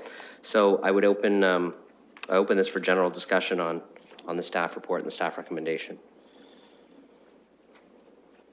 Not everybody has to jump at once. Councillor Van Holst. Thank you. I'm actually, I think, going to ask one more question. We're doing zero-based budgeting, and we're looking at portions of services we might not need. Are you ever going to come to us in this process and say, here's an entire service that you may want to consider? In the same way that we consider new services, are we going to ever be considering old services that we could just remove entirely? Ms. Barbeau. So through the chair, that is something that in the past, Civic Administration have brought forward a number of items for consideration. Nothing has ever been, I think the vacancy rebate is the only thing that's actually been reduced in the last 10 years. So certainly if that was something that council wished to consider, we would look for some direction as to what would be acceptable to council to even go in and do a review and consider eliminating or reducing, because I think from our perspective, it may be very different from the choices that council may make in terms of palatability. So if council wishes to go there, we'd be looking for some clear direction as to what would be acceptable for Civic Administration to bring forward. Councillor Van Holst. Okay, thank you very much. I appreciate that answer. And so just to recap a bit, I guess if we're looking at 2.7% and 1% is about $30 per person, that's about $81 a year over the next 4 years. We expect it to go up, so maybe after 4 years, people would expect another $324 in property taxes that they'll be paying. I wanted to compare this to our previous term. So I had that here. We were around the 2.7 average, and however, that was we were also trying to make up for the tax freeze that happened in the previous council. So we were making up for some lost ground, if you will, in terms of funding. How have we made up for that, or are we still in the process of trying to do that with this present figure? Ms. Burbon. So through the chair, what I would say is through this last term of council, we have kept up with the cost to maintain our existing service levels. And in addition, there have been a number of additional investments that were made. Certainly through the strategic plan, there are a number of additional investments that council has noted that they wish to consider. So I would say in terms of paying for the cost of what we currently deliver, that has certainly been met. And as we go forward into future years, 2.2 is what we had originally estimated. We know that that cost is now going to be higher. So going forward, it's certainly going to have a bit of an impact, at least in 2020, to update what the revised costs will be for a number of our services. You done, Councillor? Okay. Other questions? If no one has questions, I would look for someone who's willing to move the staff recommended motion, recognizing we can also divide parts of this out. Councillor Turner, you willing to move it? Councillor Hopkins, seconded? Okay, debate and discussion on A through E.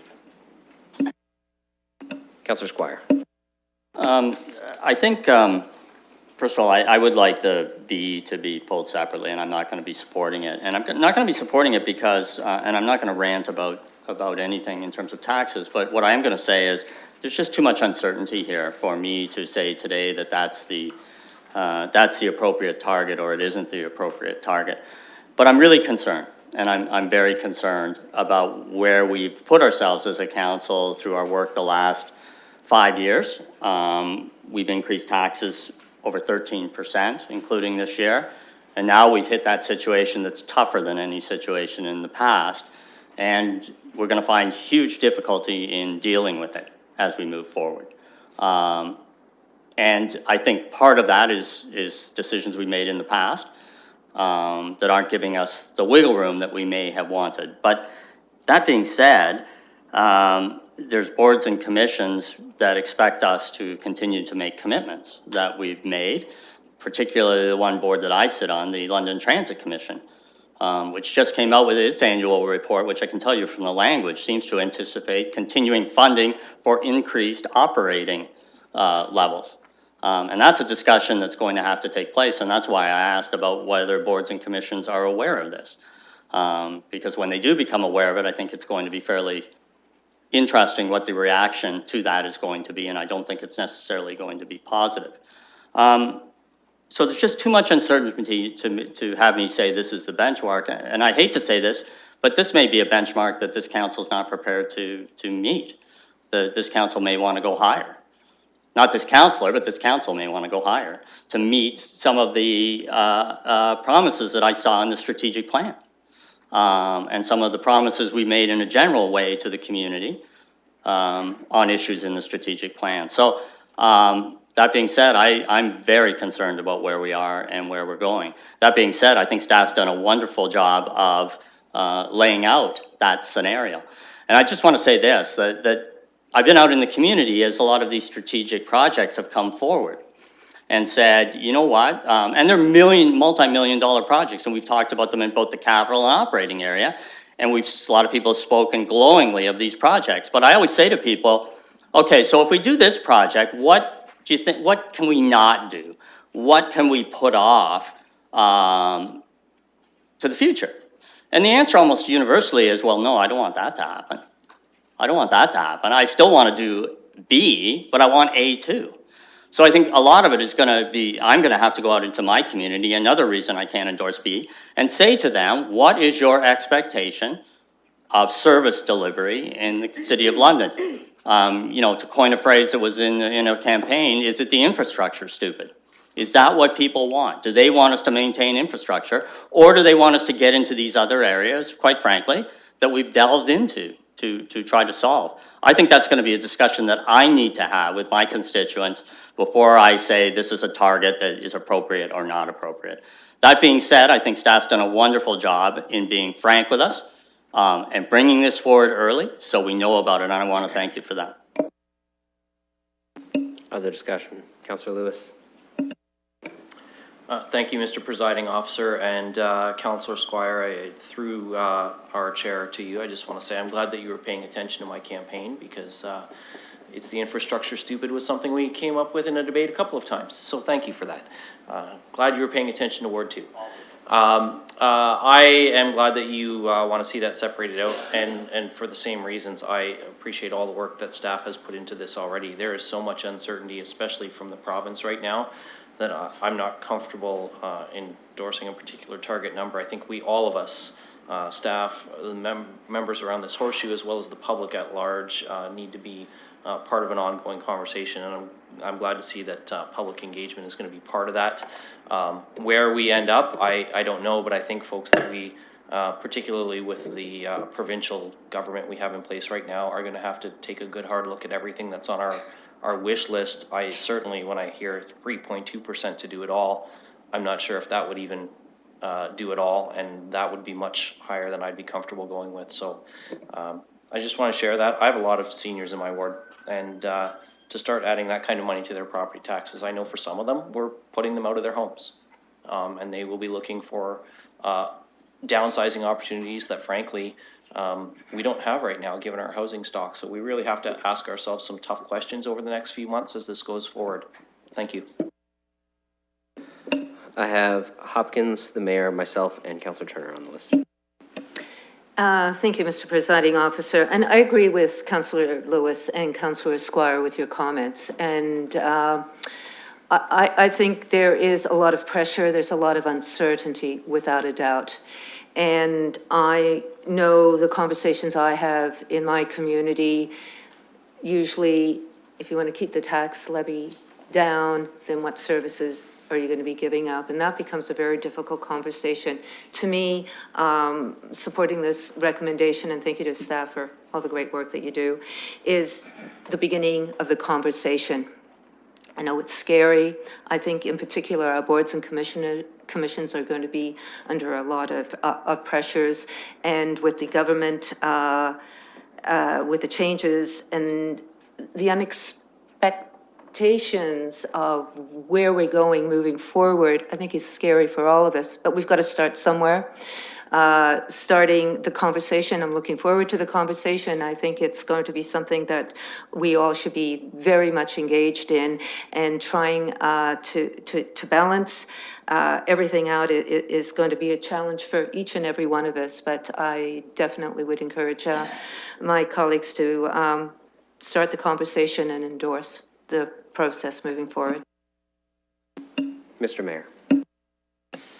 Thank you very much. When I ran, I indicated that what I was looking for in terms of potential tax increase was not to exceed the CPI, cost of living.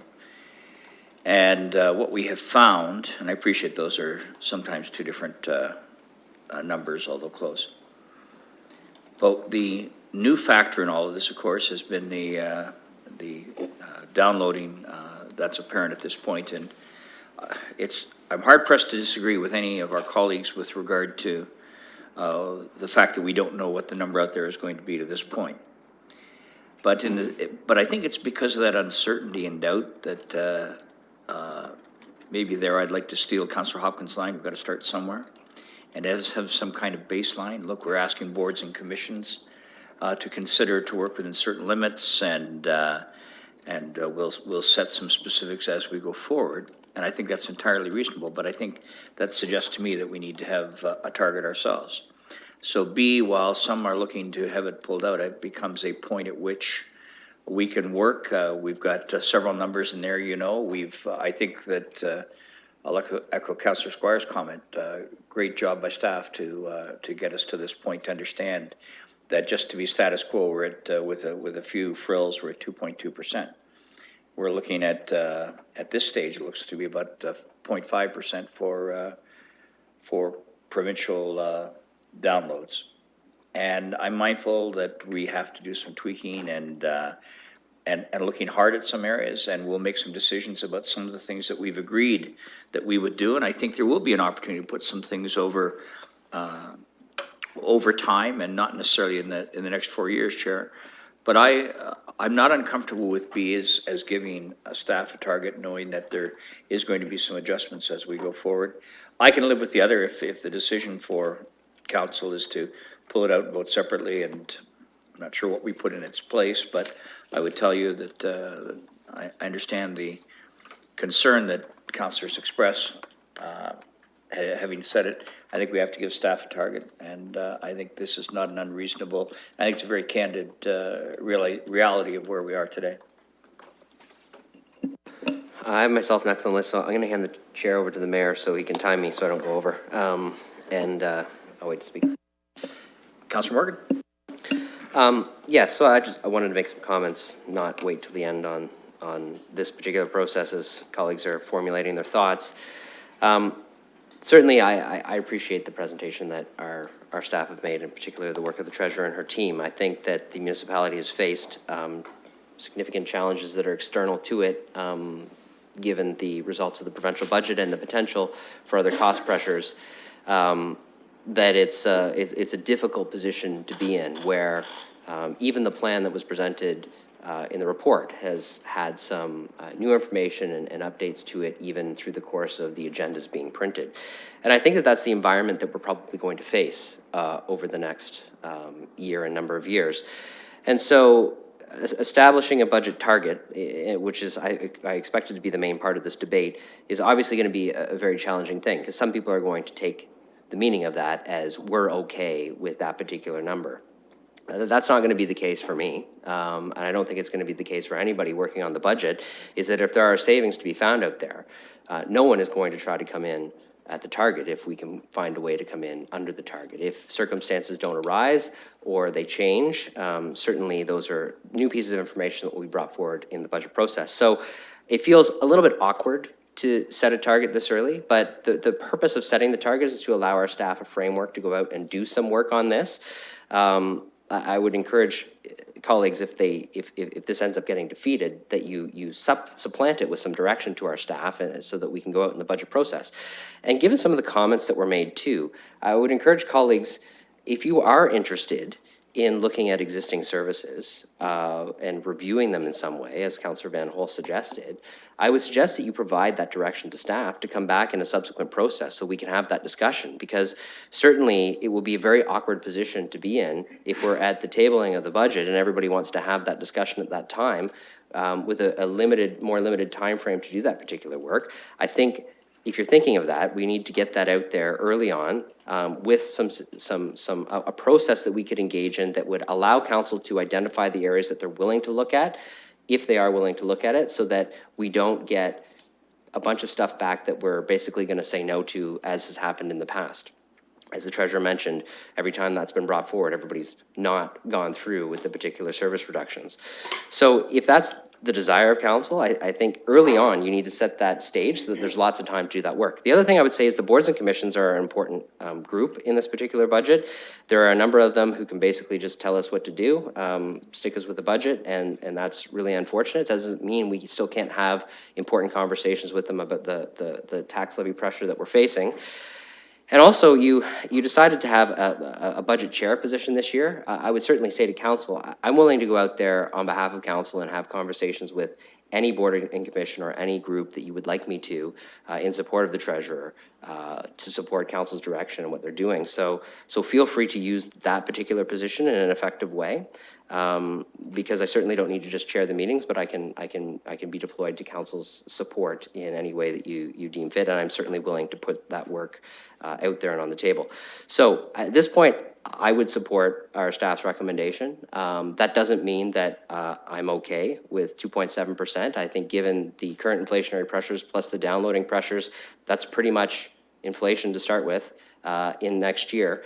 And that means the pacing of the strategic plan is really, really slow, given the circumstance we're facing. So I think no matter what happens, no matter what target we set, we're going to have a pretty serious budget discussion through the next number of months. And also what's really important is no matter what target we set, The public engagement piece of this budget, which no one has really talked about, but the public engagement plan in this budget is really critical, because if we're going to have to make tough decisions, we need to make sure that that plan is executed really effectively and that we do the work to make sure we hear our constituents, so we can come back to this council at the tabling of the budget and in the debate that follows with the information from your constituents about the feedback that they have, the feedback that will come through all the work that our staff will do, so that we can really make sure that the public has been engaged with what are, I think, some tough decisions ahead for this council. So with that, that's all I had to say on this particular piece, and I'll look forward to the discussion. I'll return the chair back to Councillor Morgan. Councillor Turner. Thank you, Mr. Chair.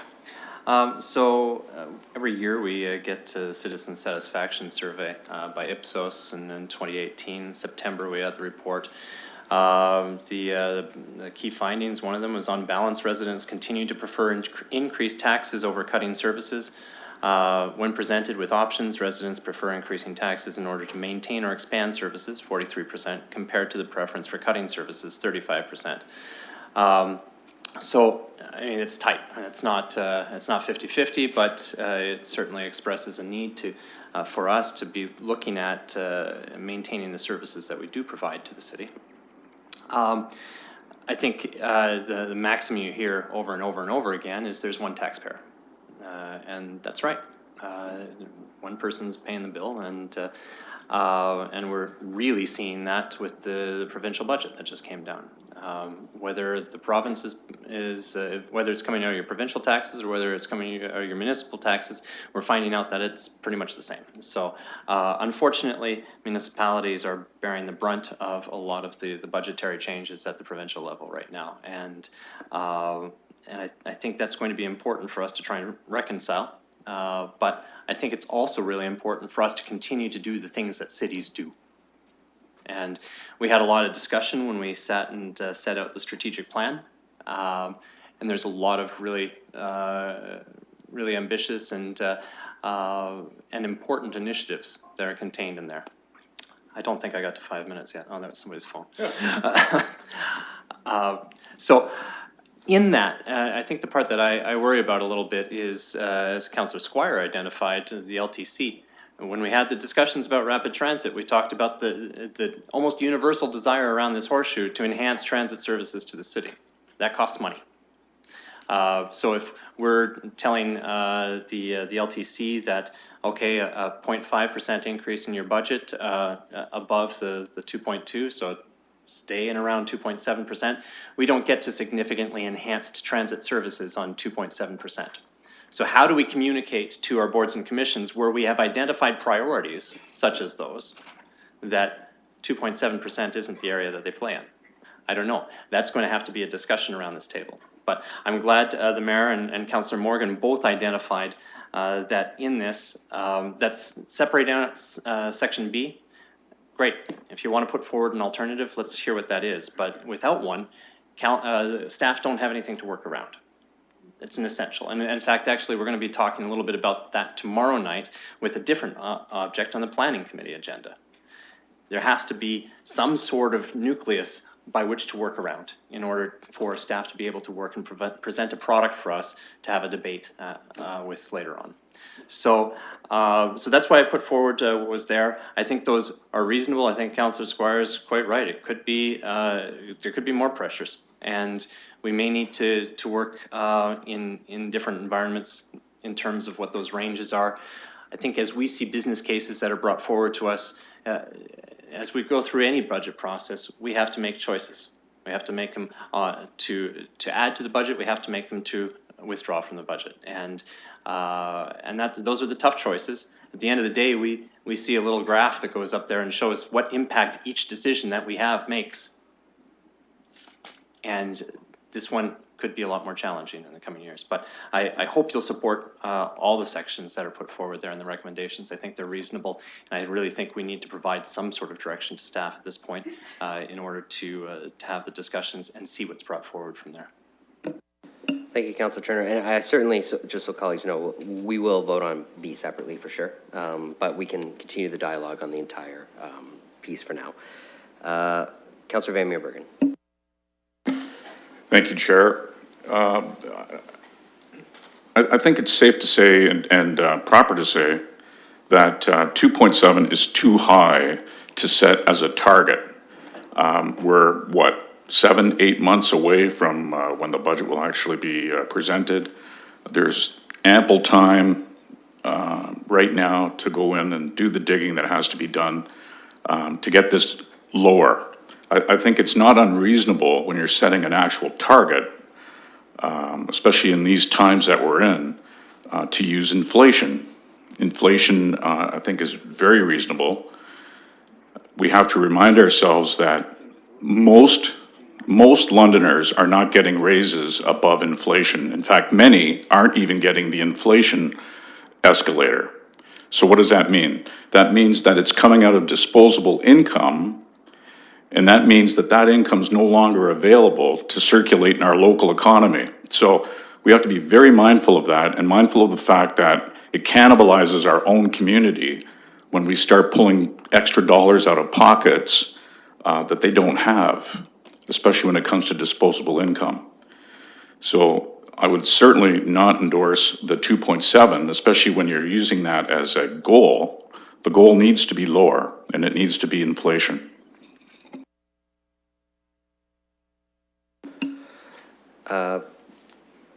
Councillor Van Holst, now you've spoken once on this, so I'll have you keep your comments brief, and but go ahead, and then I'm going to continue on with the list. All right, thank you. I guess the point I wanted to make is perhaps we can do this without picking a goal. Seems to me there's two things that are going to happen. One is there's a big chunk of the budget that's going to be the existing services, and then staff is going to bring forward the new business cases, and those are the ones that they're going to use our goal, our 2.7 goal, to figure out the pacing on. It would be possible to just bring us separately the status quo, what that would turn out to be, and then bring the various business cases with a couple options for pacing on them, and then we could see what we were comfortable with. I also hope that when we're doing this, you can, like the 1% equals $30 per household. That's a nice number. It's nice when people have a sense of what it's going to cost, and maybe for some of those business cases, a number like that will make it easier for people to decide if they support it or not. It's hard to just support something like a 2.7, 2.8% increase, but if I can say, I'm spending $3 a year for this, $10 a year for that, $5 a year for another thing, and they're all things that I really want, I might be more willing to accept what the increase is. I know when I was walking around and talking during the campaign about some things, one of them was people would ask sometimes for a same-day garbage service, and I said, okay, well, I've been told that would cost you $10 a year to have it either from Tuesday to Friday. It'll be the same day every week, and many people said I would pay for that, and that might be approach we could take, and we might find out that citizens are more willing to pay for a service if it's actually delineated in that way rather than stuffed into some percentage. So that's my comment, Mr. Chair, for now. Thank you, Councillor. Councillor Lehman. Thank you. Just want to address a few things. There is an importance to setting a number. I understand that things can change. There might be more downloading. How can we predict 4 years out what new things? There'll be a new government in Ottawa, maybe. Things come from the feds. However, I think city management has put us on a prudent planning process. We do set a 4-year strategic plan. We set a 4-year budget number. And then we deal with things as they arise. You know, if things come out of the blue that were unanticipated, we're not married to this number that we're setting today, but this number helps staff and management to provide us guidelines and a framework where we can make intelligent decisions. As far as the number itself, I was probably not too keen on 2.7 when I saw it, but since then, all of a sudden, things have changed, where I was leaning towards more mirroring inflation, plus maybe a few points to put in some things that we discussed during the strategic plan. But now we're at inflation, and 0.5 is coming from the government to just tread water. We're at 2.7. So I think that this number, while we'd all like it to be lower, I don't think there's a reasonable way we can expect it to be lower. I want to talk a bit about, I've heard some things, well, we want things that we had, for example, transit, that we want to improve the service on. Well, there's a lot of things in the strategic plan up until a few days ago. Yeah, of course we wanted. But now 0.5 has been added by the province, so we're going to have other conversations. And as far as cutting services, sure, no one wants to cut services. And when they're surveyed, yeah, we don't want to cut services. But what they're saying is we don't want to cut services that we use or that we deem important. So I don't think we should say we can't cut services across the board. I think we have to, and as a council, deem, as we do with spending increases, we have to deem what services are we providing that are not valued by the public to keep their taxation points at a reasonable level. So that's why I look forward to the public engagement. Councillor Morgan emphasized is so important. I agree with that because we have to identify what's valued by our constituents, not what we deem to be valued, but what our constituents deem to be valued. Because with this downloading, there are going to be some hard choices married up against what we had put down in our strategic plan as we try to move the city forward. Thank you. Councillor Kebaga. Thank you, Chair. I think that Councillor Lehman's comment just brings me to the question that I had. You did entertain a conversation about reviewing some services. I just had a question on in which framework can we do that? Do we have to vote? Do all councillors have to vote on services that someone brings forward that we would maybe ask staff to review? Or do we rely on staff to, or should we have a open conversation? Should we have a meeting with you and maybe with the treasurer to talk about certain services that we want to identify to just be reviewed and bring back to council? Like, what's the process around that? I'm interested to entertain that conversation. Yes, let me answer, and then I'll let the treasurer jump in.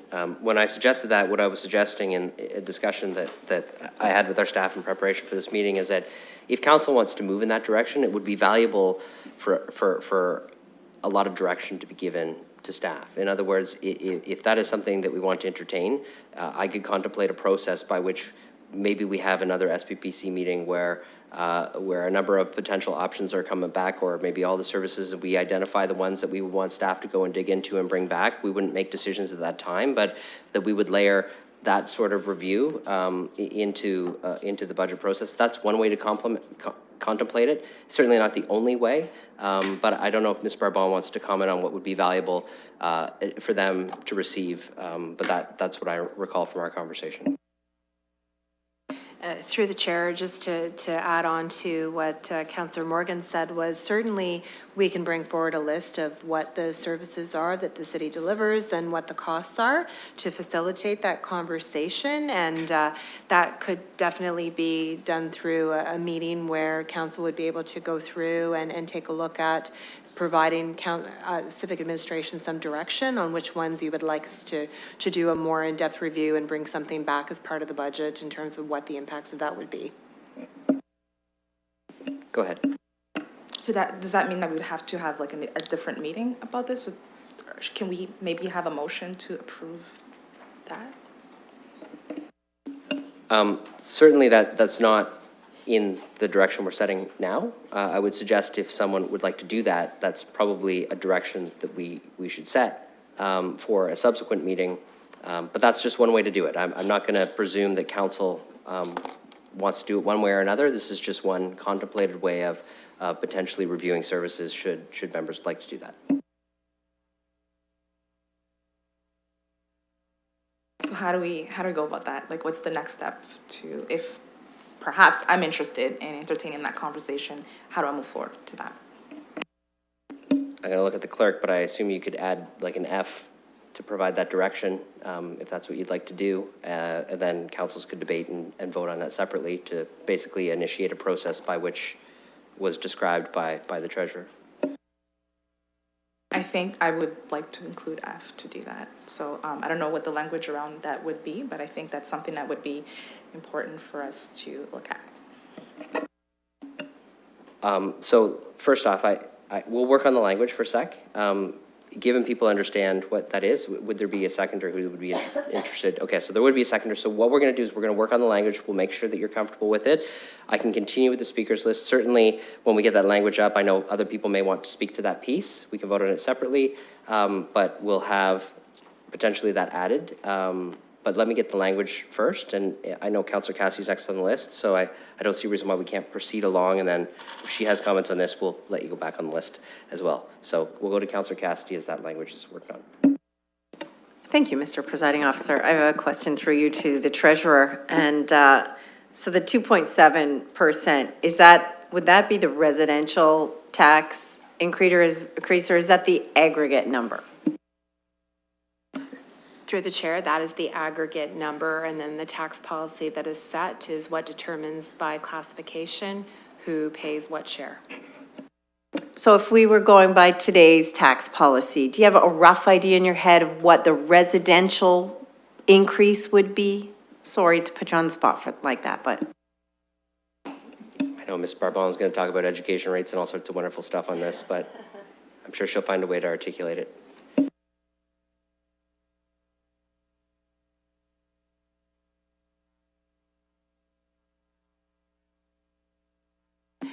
Through the chair, so if I were to use 2019's tax policy which is approximately close to that number, based on what was set currently, the residential rate would be far lower than that. And I'm just trying to find the schedule. It would be closer to 1.2 based on what has been approved for 2019 at the committee level that would go forward to council tomorrow. And does that include the education portion in there? Yes, through the chair, that would include the net all-in, including education. So therefore, the commercial rate, I think it's about 4% if we're using today's. So I just want to call everybody's attention to this fact. We are currently have this aggregate amount, about 2.7%. 4% is the commercial rate, which is far above CPI, but commercial businesses tend to be affected not by the cost of bread and eggs and milk. They tend to be affected by closer to the construction index. We have these conversations year after year after year because we report out the aggregate amount. The average household, based on current tax policy, based on the 2.7%, would be looking at a 1.2% tax increase, residential property tax increase, which is far lower than CPI right now. I just would like to call that to everybody's attention so that they are aware of that. Thank you, Councillor Cassidy. I'll go to Councillor Helmer.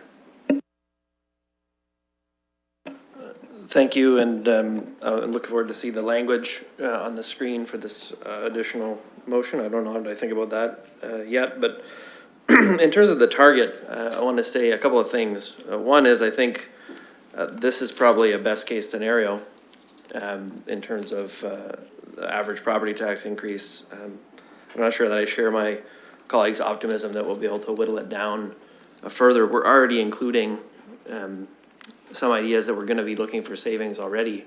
And I know we don't have a number included in there, but we have some kind of general magnitude of what might be possible that's already being considered.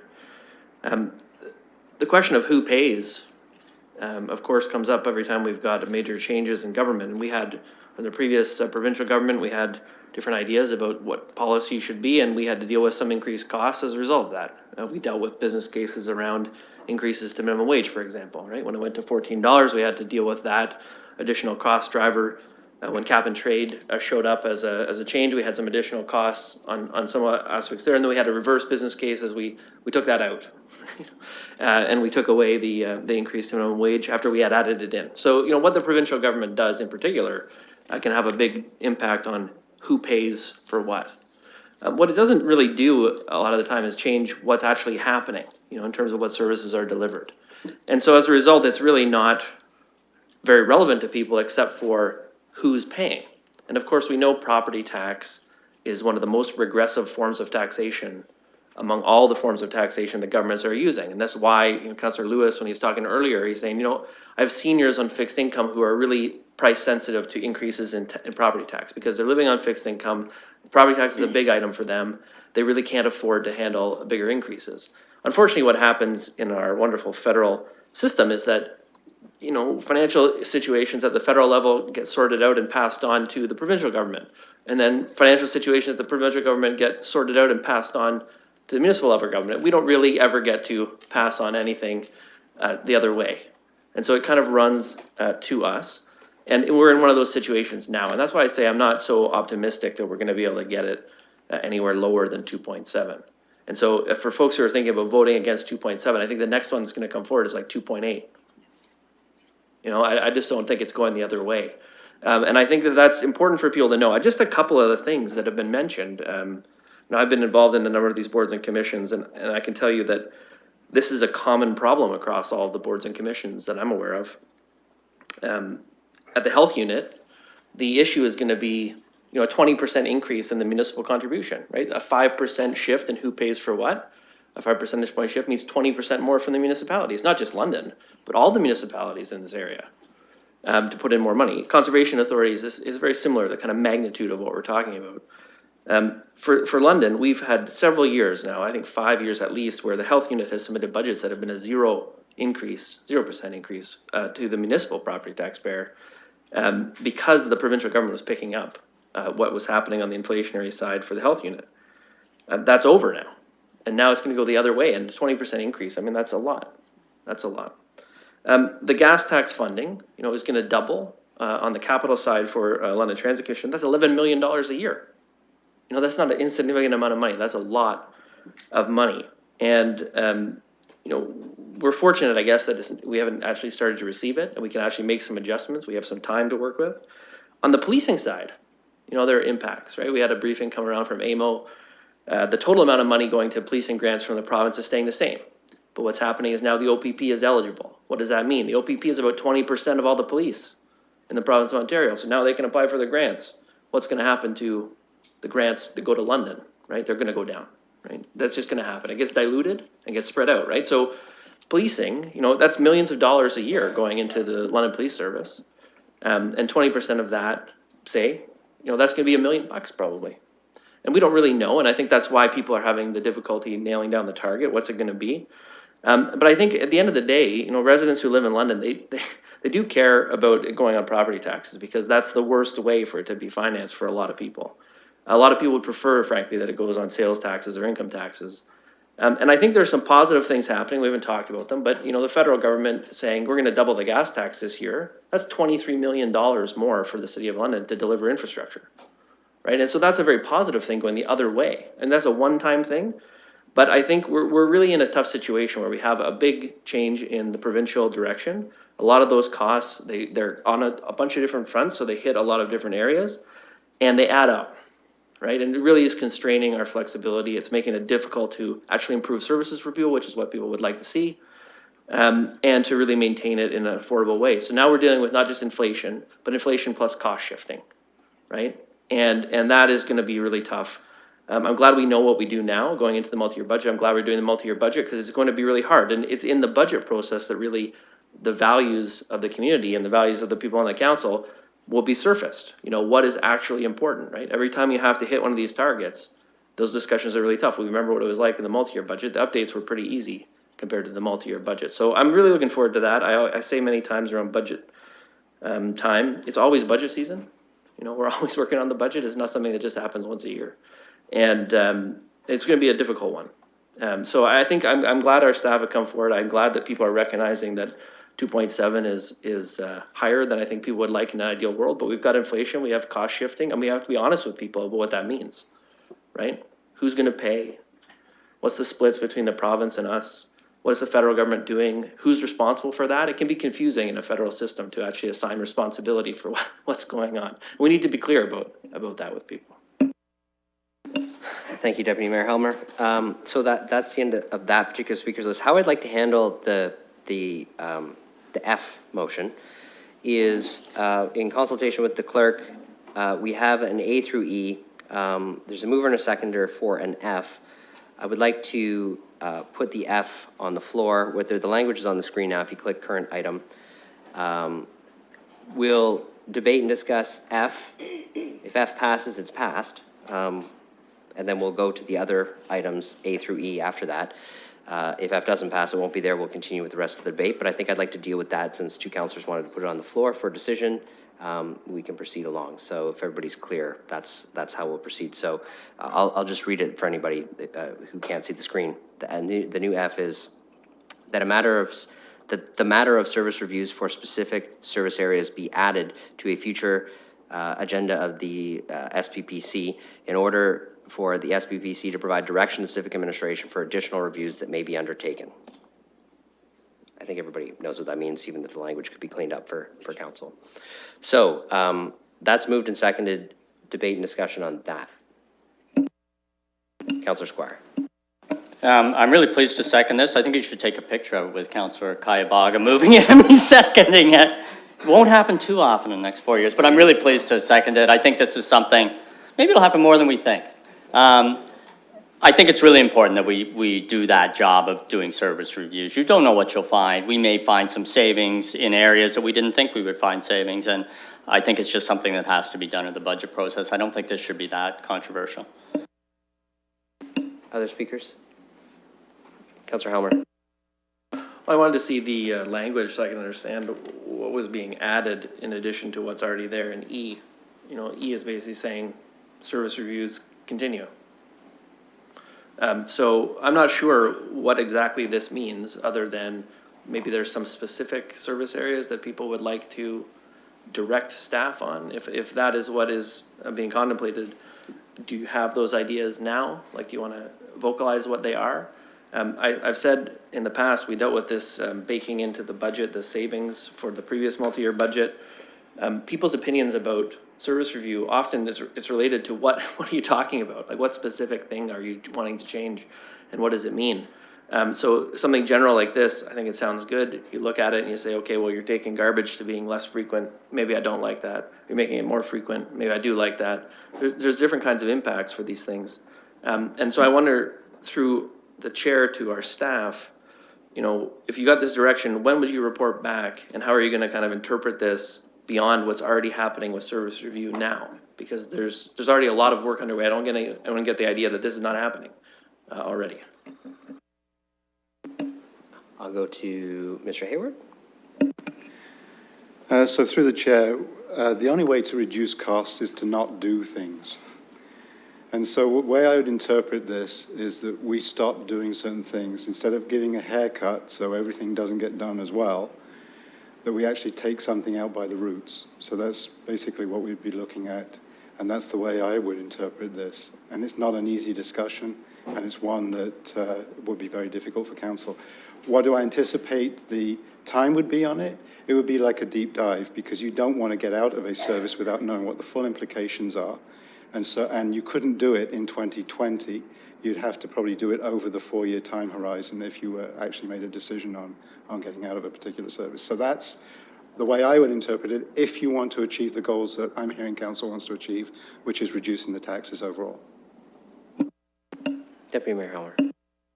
Okay, that's helpful. So I'm gonna give an idea. I have some ideas on this front, and I want to get one of them out on the table now, which is, we brought in the municipal accommodation tax. I think it's a good idea.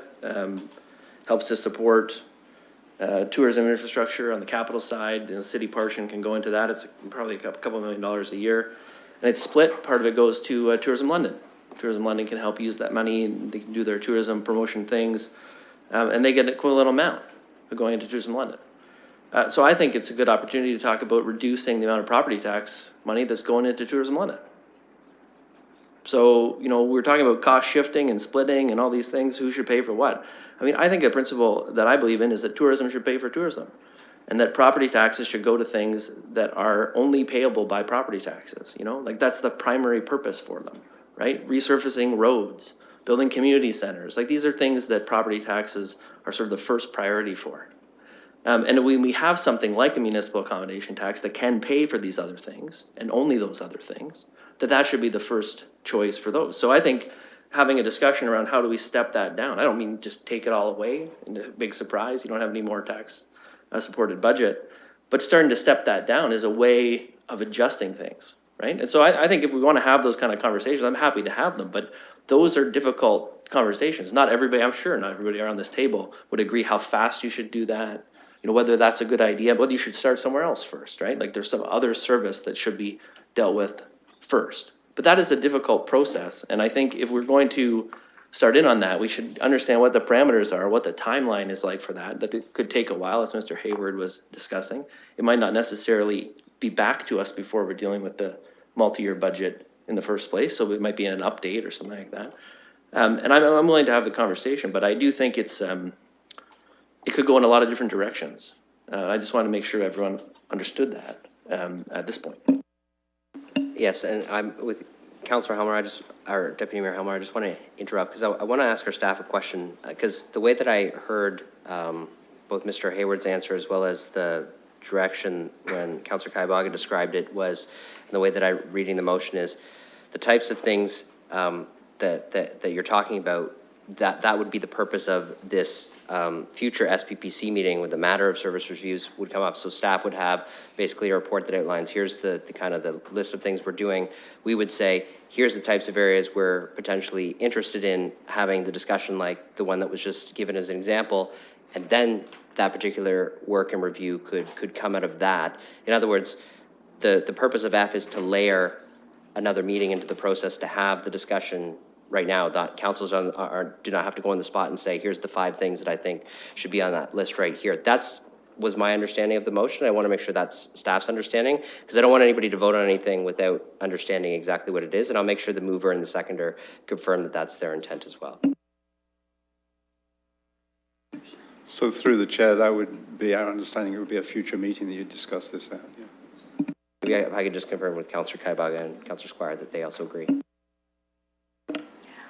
Through you, Chair, I think that we mentioned it a couple times tonight that we could review, and I think Mrs. Barbone also mentioned it, that we could review some services that maybe we would like to put it under review so that we can see whether we still need to pay for it or not. And I ran with it because I have some ideas as well, and it was mentioned at least 4 times tonight, and why not take the direction to do it? Councillor Squire. Yeah, I just, Councillor Helmer, I'm worried about the heart attacks that are happening right now at Tourism London, but we'll deal with that. I think that's exactly what we're talking about with this second stage. I don't think that's something that staff would necessarily undertake on its own as its normal service reviews. I just don't think that would happen, nor would we expect staff to take that kind of initiative. What I thought with what we were doing is more of a council-generated issue of saying, and it's an example of saying, hey, we're going to claw back some of that Tourism London accommodation tax money. If that was a discussion, that's a council-based decision, I think, rather than a staff-based decision. And staff is doing their normal service reviews that we wouldn't be delving into. But the kind of service review I thought we were talking about in F is something that would have to be based on direction from council. So that's my understanding. Okay, so that sounds like everybody understands what the scope of this motion is, how it would be interpreted and executed by civic administration. So I just want to make sure everyone was on the same page so we don't vote on something and it doesn't happen the way people contemplate. So back to the speakers list on this. I actually had Councillor Kaibaga next. I'm not sure if you made your comments or not, but you could go again if you have further comments. Thank you. I think the comment I wanted to make on the list of services that I would like to see reviewed, it's been changed around because now we're going to have a meeting where we can openly talk about that. So I'm happy to wait to speak on that. Further comments? Councillor Turner. Just really quickly, I appreciate the words of willingness to take a look at what we involve ourselves with and how we deliver those services.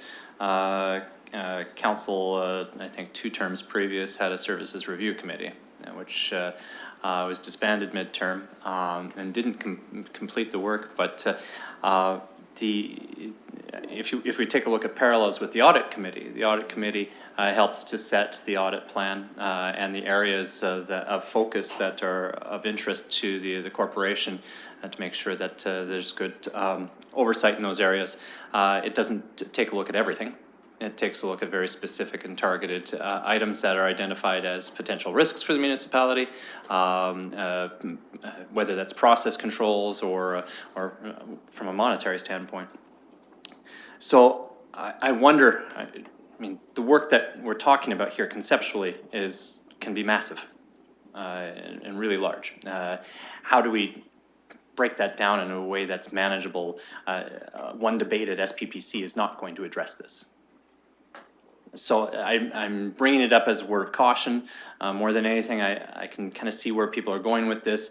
But if we're going to do that, let's try and figure out what the construct is in order for us to be able to do this in a purposeful and appropriate way so that it does have the impact that people are looking for.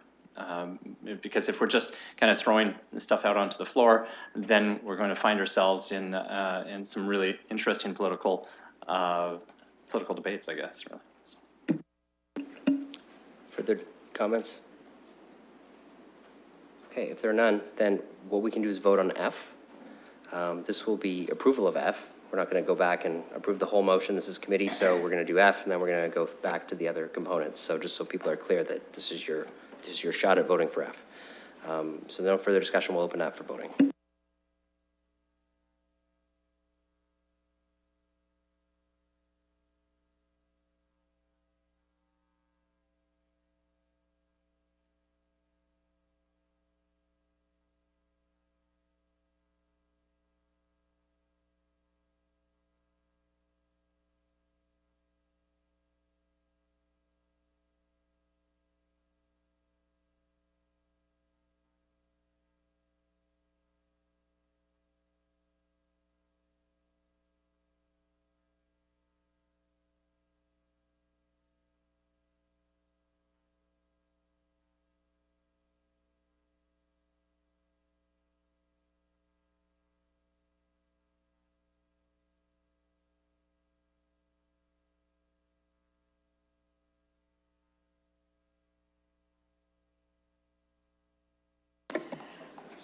Closing the vote, the motion is passed 12-3. Okay, F is passed. We have A through E. I know B wants to be called separately. I don't suppose there's a desire to do A, C, D, and E together now. I certainly don't want to cut off the debate, but I know lots of people spoken if you're not ready. So maybe I know we have a mover for the whole thing, but it does need to be separated. So do I need a second mover for those? I can leave the mover and seconder the same. So are colleagues comfortable to vote on A, C, D, and E now? Okay. Are there any further discussion on those components? Is there everything that's left except B, which is the target setting? So everything but the target setting. Okay. All right. We'll open that for voting.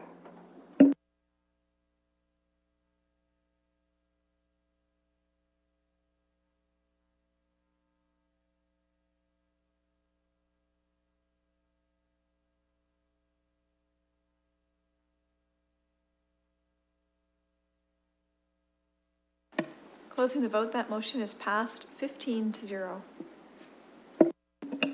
Okay, and B is on the floor. Further discussion on B, which is the target setting. Councillor Lewis. Thank you, Mr. Chair. Just through you to colleagues, I want to express some thanks, particularly to Councillor Lehman and to Councillor Helmer for their comments on this. It's helpful to me. I should also say Councillor Cassidy as well for the question she asked, because that was helpful as well. Because I am concerned about the affordability component on the home property taxes for folks. I'm not comfortable with the idea that we'll land on this number, but I think that the comments about, particularly from Councillor Lehman, about this being a starting point from which we work from, is a very valid one. And so in listening to colleagues tonight, you've changed my mind. I'm going to support B now. I hope that we will all, though, in the spirit of the discussion that we've had, be prepared as the cases come forward to sharpen our pencils and to keep in mind something that we heard from staff tonight, which is that the approach of councils past and even today is that we can't fill the void left by the provincial and federal government at every service level. We simply can't. And there have been in the past, and I'm certainly not alluding to any necessarily members who are here tonight or with any disrespect, but there are those who've wanted to step into the breach, and we have to recognize that we just can't do that on every occasion. There are times when we have to say no, and the people who are upset that that service gap is created have to be upset at the right level of government.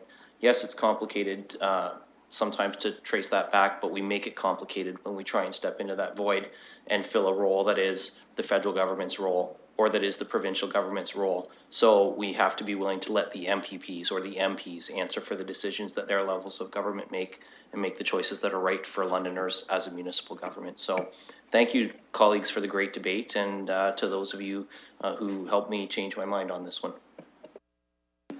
I have the mayor and then Councillor Salee. Thanks very much.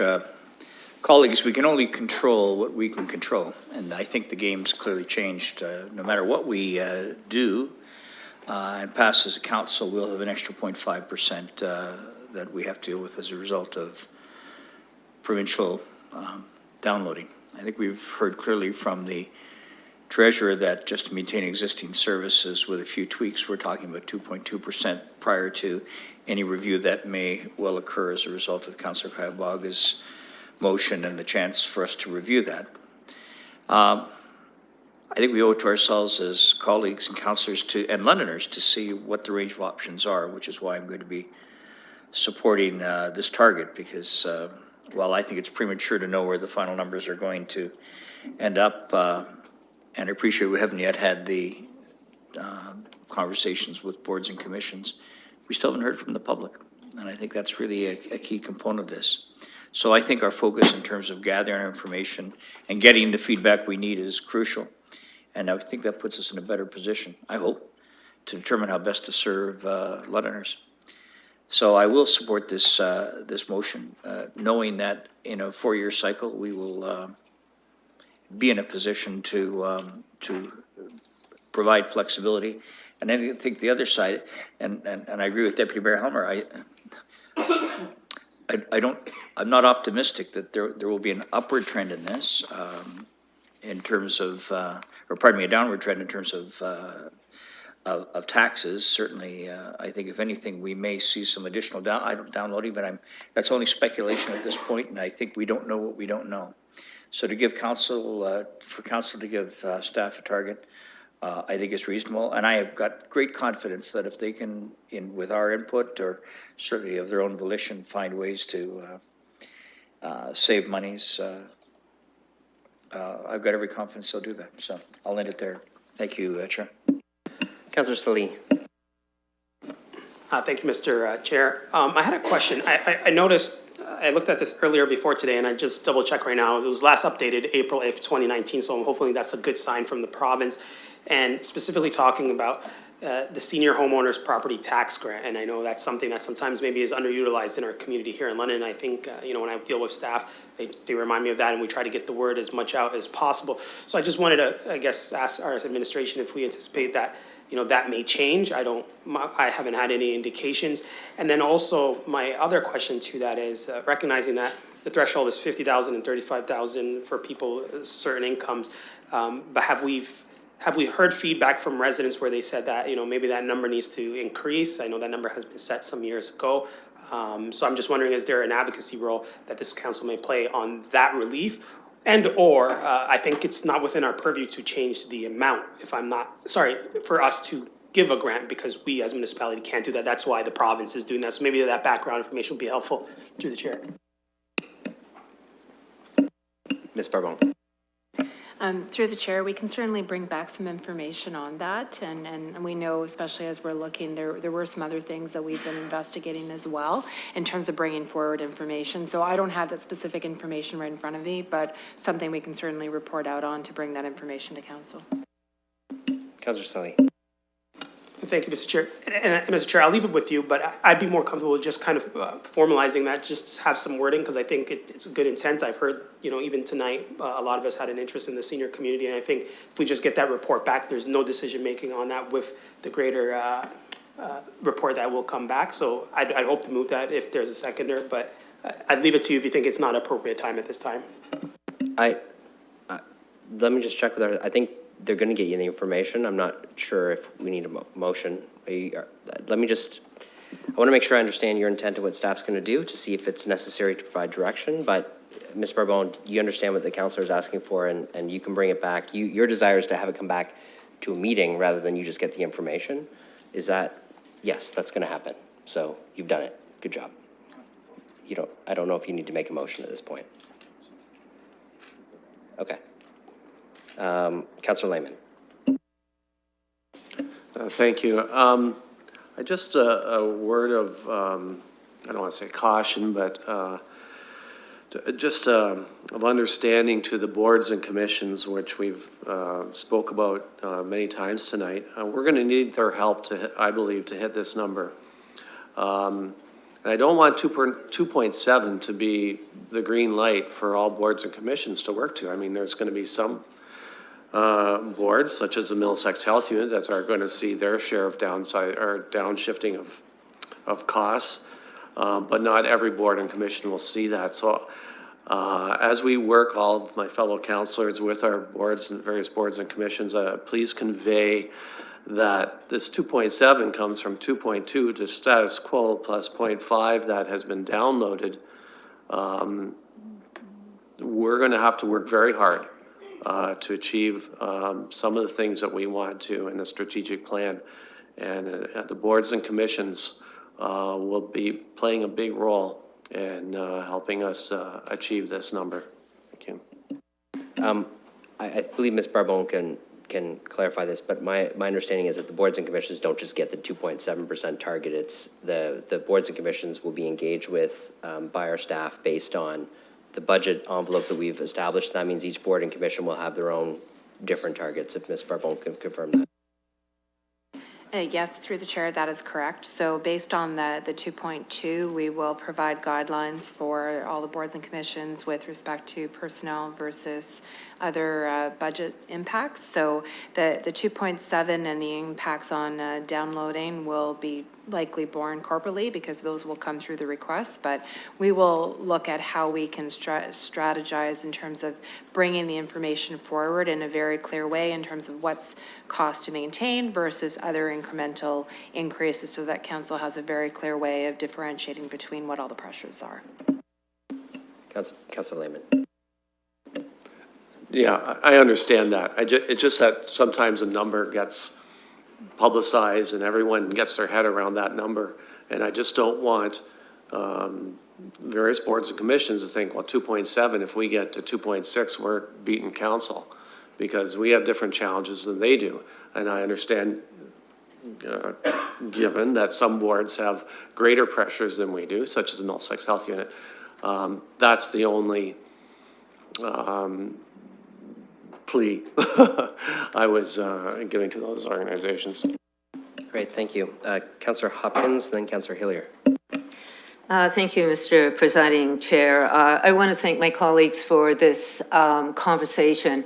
I think we all understand the pressures of the budget and moving forward.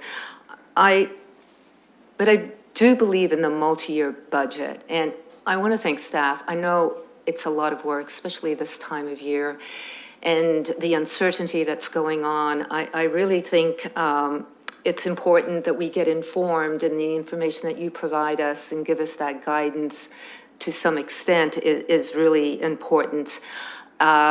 The other part I want to mention is 4 years ago, when we started the first multi-year budget, we looked at 4 years, putting the tax levy in each of the 4 years. I think doing it this 1 year, given the uncertainty, allows us for the debate, finding savings, and I think we're off to a good start, given all the challenges that we're going to be faced with. So thank you. Councillor Hillier.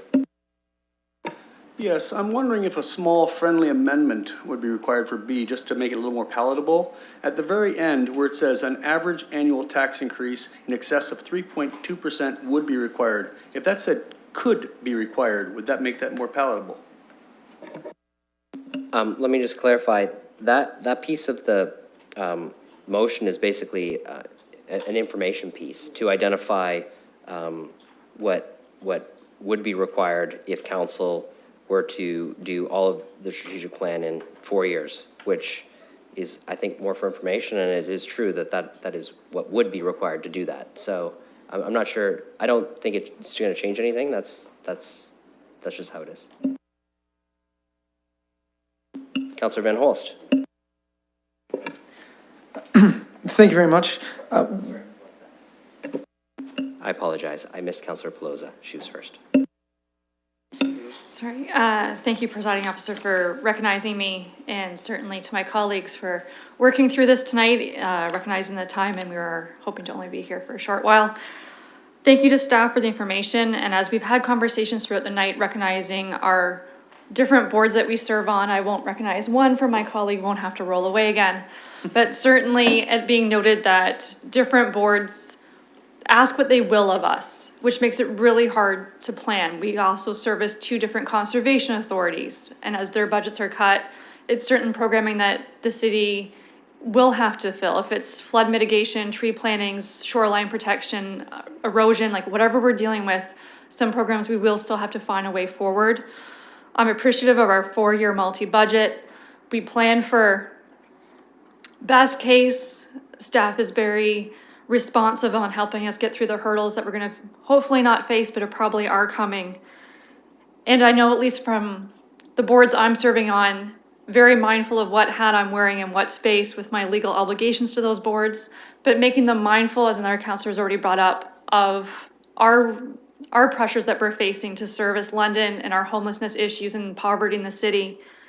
And some of those boards are trying to be proactive, and also are sending back the feedback, such as the library board, that based on cuts to other programs out there in our community and service providers, that as those get cut and their budgets might get cut, more and more Londoners will be turning to the library for programs that they can't afford or they have no longer access to, so that they might be facing a demand in service for the people trying to access the services that they need, whether it be reading for their children, ESL services, that those doors are open, and it's imperative that even as we change together, that the budget is still there to make sure that basic services are available to Londoners. So I thank my colleagues for their concerns. Obviously, I have seniors as well that are very concerned with their fixed incomes, but making sure that people still have access to what they are, and that we're having these fluid conversations at committee, and I'm grateful for your conversations tonight. Thank you. Now, Councillor Van Holst. Thank you, Mr. Budget Chair. And perhaps a question that you can answer just as well. Would you say, I'm just wondering how this 2.7% is going to be framed as it makes its way out into the public. Would you say that this is the 2.7% is the upper limit increase for the draft budget? I can't comment on how something will be framed by others. I can tell you what the motion says is that we're basically endorsing a target for planning purposes, and that means we may not land on that target, and that there'll be a whole bunch of process between now and then, but it is a number that helps our staff go out and do the work that they need to do with some expectation of where council has set the general envelope. But again, it's not something that we're bound to as we engage in the process. That would, in my opinion, be disingenuous to the public engagement process that has yet to come on this particular piece. So that would be my thoughts on it. Okay, thanks. My next question to our staff regarding the boards and commissions that have come up. For many of the boards and commissions, is their increase a little closer to inflation than ours? I think the reason we're setting ours a little higher than inflation is that we have got a number of things, a number of pressures that I think our boards and commissions may not have. So I'm wondering if their inflationary pressures are a little lower. Ms. Barbon, I'll let you take a shot at that one. So through the chair, when we look at the percentage of the budget specifically, the boards and commissions are approximately 31%, as I had noted earlier. And about 19% of the budget is capital financing and other related financing. So most of the capital budget is financed and done corporately. So a lot of those higher level pressures where the construction price index and some of those pieces, that financing falls to civic administration to look at the contributions for capital and to the reserve funds, et cetera. So when we set the targets, we look at specifically the operating budget and what particular pressures there are. So it's certainly, when we look at the 2.2, there's a component of the inflation, but then there's also some of the additional pressure that raises it a little bit higher. So we are, in fact, looking at the operating budget is definitely below 2%. And the capital financing is what drives us up closer to the 2.2 because of the impacts on the construction price index, which is closer to 3. So their rates are significantly lower than 2, as are civic administration. Good. Councillor Van Meerbergen. Thank you, Chair. I just get the feeling that we feel that, or we think we're setting the final tax rate tonight when in fact, obviously we're not. But it seems to have an atmosphere here this evening that we're actually setting the rate.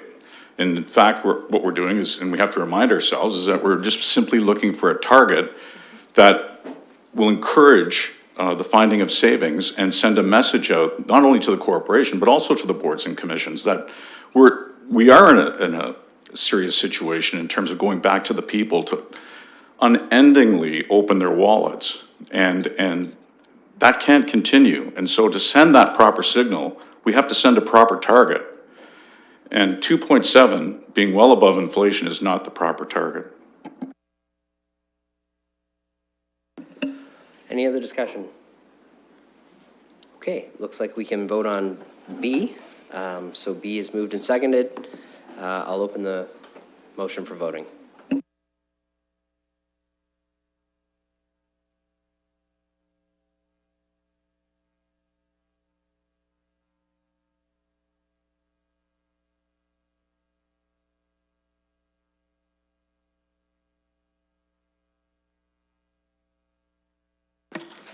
Closing the vote, the motion is passed, 12-3. And with that, we've concluded the multi-year budget portion of the meeting. Before I hand it back to the mayor, I will probably do this a number of times through the budget process. I wanted to thank our staff and their team for the preparation for this particular report and their presentation today. I know there'll be lots of them coming in the future. We even added an extra meeting so you could do more of them. But thank you for your work, and please share that with your team when you have a chance to speak to them. And with that, I'll turn the chair back over to the mayor. Thank you, Councillor Morgan, and for chairing this particularly important component of where we as a city go forward. And thank you all, colleagues, for your contributions. That's been said many times tonight, but it's because we care, and that was obvious. The last item I have for direction is the appointments affirmation of London Hydro's Board of Directors. You'll note in your package that there is a letter received April 15th from my office from London Hydro, and it indicates the retirement, ultimately, of Mr. Mohan Mather. Dr. Mather has given tremendously to London Hydro. And in addition to that which creates a vacancy, by the way, and what they've asked us to do is they've asked if we are prepared to affirm the individuals who are nominated for 2019. I understand through the clerk that that's not untypical. They are extending their tenure, or not so much extending, but playing out their tenures, which could be multiple years, and is so.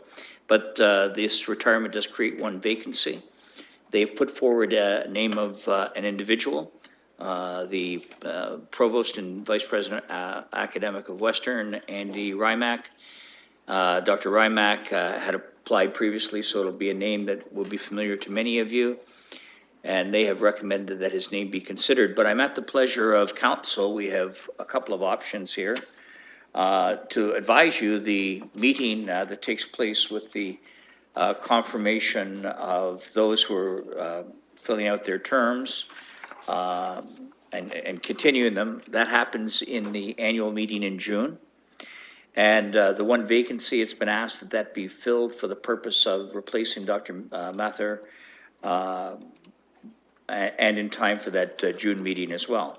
I suppose our options are these. Number one, we can accept the recommendation of London Hydro in Dr. Rymack, or we can do something more public, in which case we would direct the clerk to put out advertisement advertising this position, see who applies, and as we know, we've gone through this position before of appointing members to boards and commissions in the past, and it would look something similar to that. So it's we have a couple of choices, and I would appreciate if council members could give some direction, because we have those two choices: either affirm this letter, which takes place in June, or become more public. So with that, I'll open that up to comments and questions. Could I start with Councillor Lewis, please? Thank you, Your Worship, and through you to my colleagues. While I appreciate that London Hydro has identified a candidate that they would be supportive of, I think it really benefits us as a community to put out a call for public nominations. And sometimes agencies need to be refreshed from outside, not from choices within. So I would like to see this go out to a public call. Thank you. Other comments, Councillor Squire? I was a little surprised by the letter, because I think we all know that the Western, that Mr. Rymack, Dr. Rymack, is very qualified. The normal course, I would think, would be to ask people to apply and then make a decision, not say, well, we have a really good applicant for last year, so we just like to appoint him. And it's kind of confusing to me, Mr. Chair, what they're asking for, because in the vacancy, they say, under 3.2, they say vacancy engineering and then nomination for 2019 vacant. So it's unclear to me, but I agree with Councillor Lewis that the process should be done correctly, which is have a number of candidates apply, and if he ends up being the appropriate candidate, fine, but I don't see this procedure of just anointing someone as being appropriate. I think the term was appointing, but I'll look for other comments from Councillor.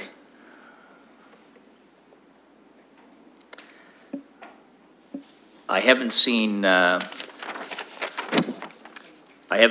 any amendment to this, which would, I'm sorry, Councillor Van Holst, are you looking to make a comment? Oh, thank you very much. I think this, the letter is, it's the board doing their best to, for some succession planning. So, I'm the only other engineer on this board and not an electrical engineer. So someone with that skill set was clearly a priority for them. But certainly we can go through that process. I don't know that this is asking to do otherwise, but they're hoping that appointment might be made. I also want to thank Mr. Mather for the wonderful work he's done. He's an extremely qualified individual. He's done a tremendous job of being chair of the board, and he's taken London Hydro to a place where we're leading we're a leader in North America in terms of technology. Many opportunities are coming up, and as we go into discuss the appointments there, we also have an excellent relationship with Western University, and it's good that that is, it's good for us for that to be strong as well, because it builds more opportunities for both our university and our utility. So my thanks. I just wanted to acknowledge our past chair and Mohan Mathur for the work he's done. Well, in the magical wizardry of clerkism, one thing that you learn as you go is that we can move to receive this letter, and then if we wish, we could be directed by council then to advertise for this position, and that would we would make haste with that by virtue of the fact that the annual meeting is June. Do you happen to know, Councillor Van Holst, the date of that? It's mid-June, I think, but you'll correct me? I'm sorry. Give or take? I'd have to dig it up. It's here. Just bear with me, we're getting that. June 24th, so we have some time. Councillor Lewis? Thank you, Mr. Chair. I'm prepared to actually just do it as a part A and B, move receipt of the letter, and B, direct the clerk to advertise for the position. We'll do that 2 steps in a row. First to receive, seconded by Councillor Hillier. Comments or questions? Councillor Hopkins. Thank you, Mr. Chair. Just a quick question. Would there be enough time? I would assume we would be doing interviews, and given that, is there a timeline on getting this individual on the board?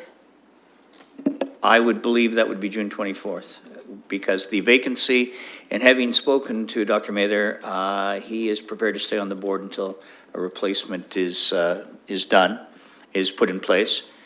So the target would be June 24th, which is the EGM. So my question is there enough time to do the interviews, I would assume? Okay, thank you. Did someone nod behind me? I think they must have, because I didn't see that. Did you not? All right, apparently so. Any other comments or questions with respect to receipt of the letter? And seeing none, I will turn your attention to the screen, please.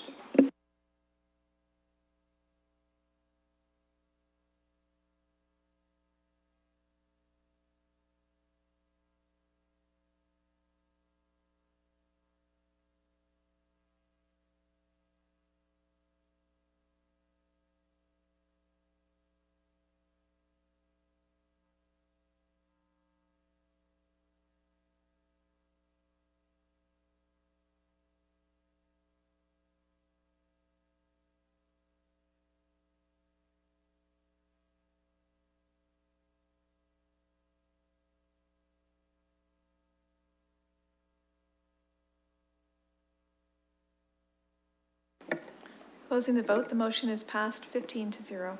Councillor Lewis?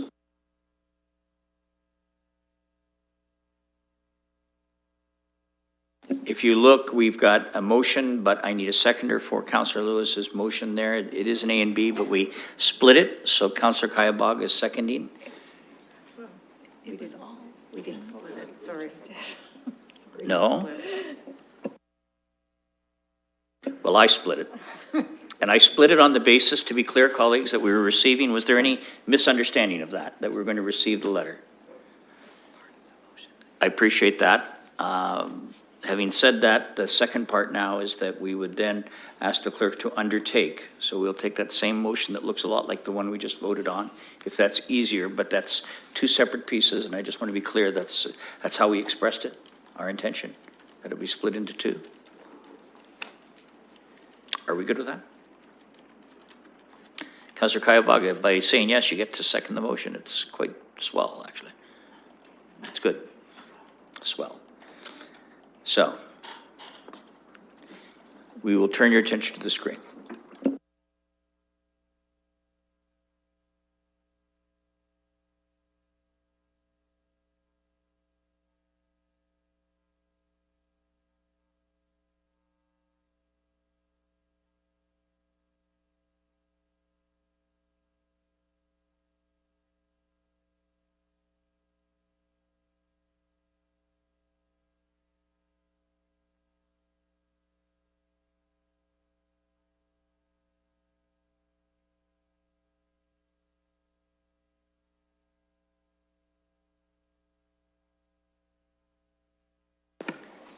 Closing the vote, the motion is passed 14-1. Colleagues, thank you. And if there was some confusion on that in splitting it, I felt that meant 2 votes, which is always interesting to do since the clerk and I she said it would finish at 6:50, and I wanted her to win the bet. I see no deferred matters or additional business. Therefore, I'll look for a motion to adjourn. Councillor Sally, seconded by Councillor Van Meerbergen. A hand vote. All those in favor? That would be carried. Thank you very much.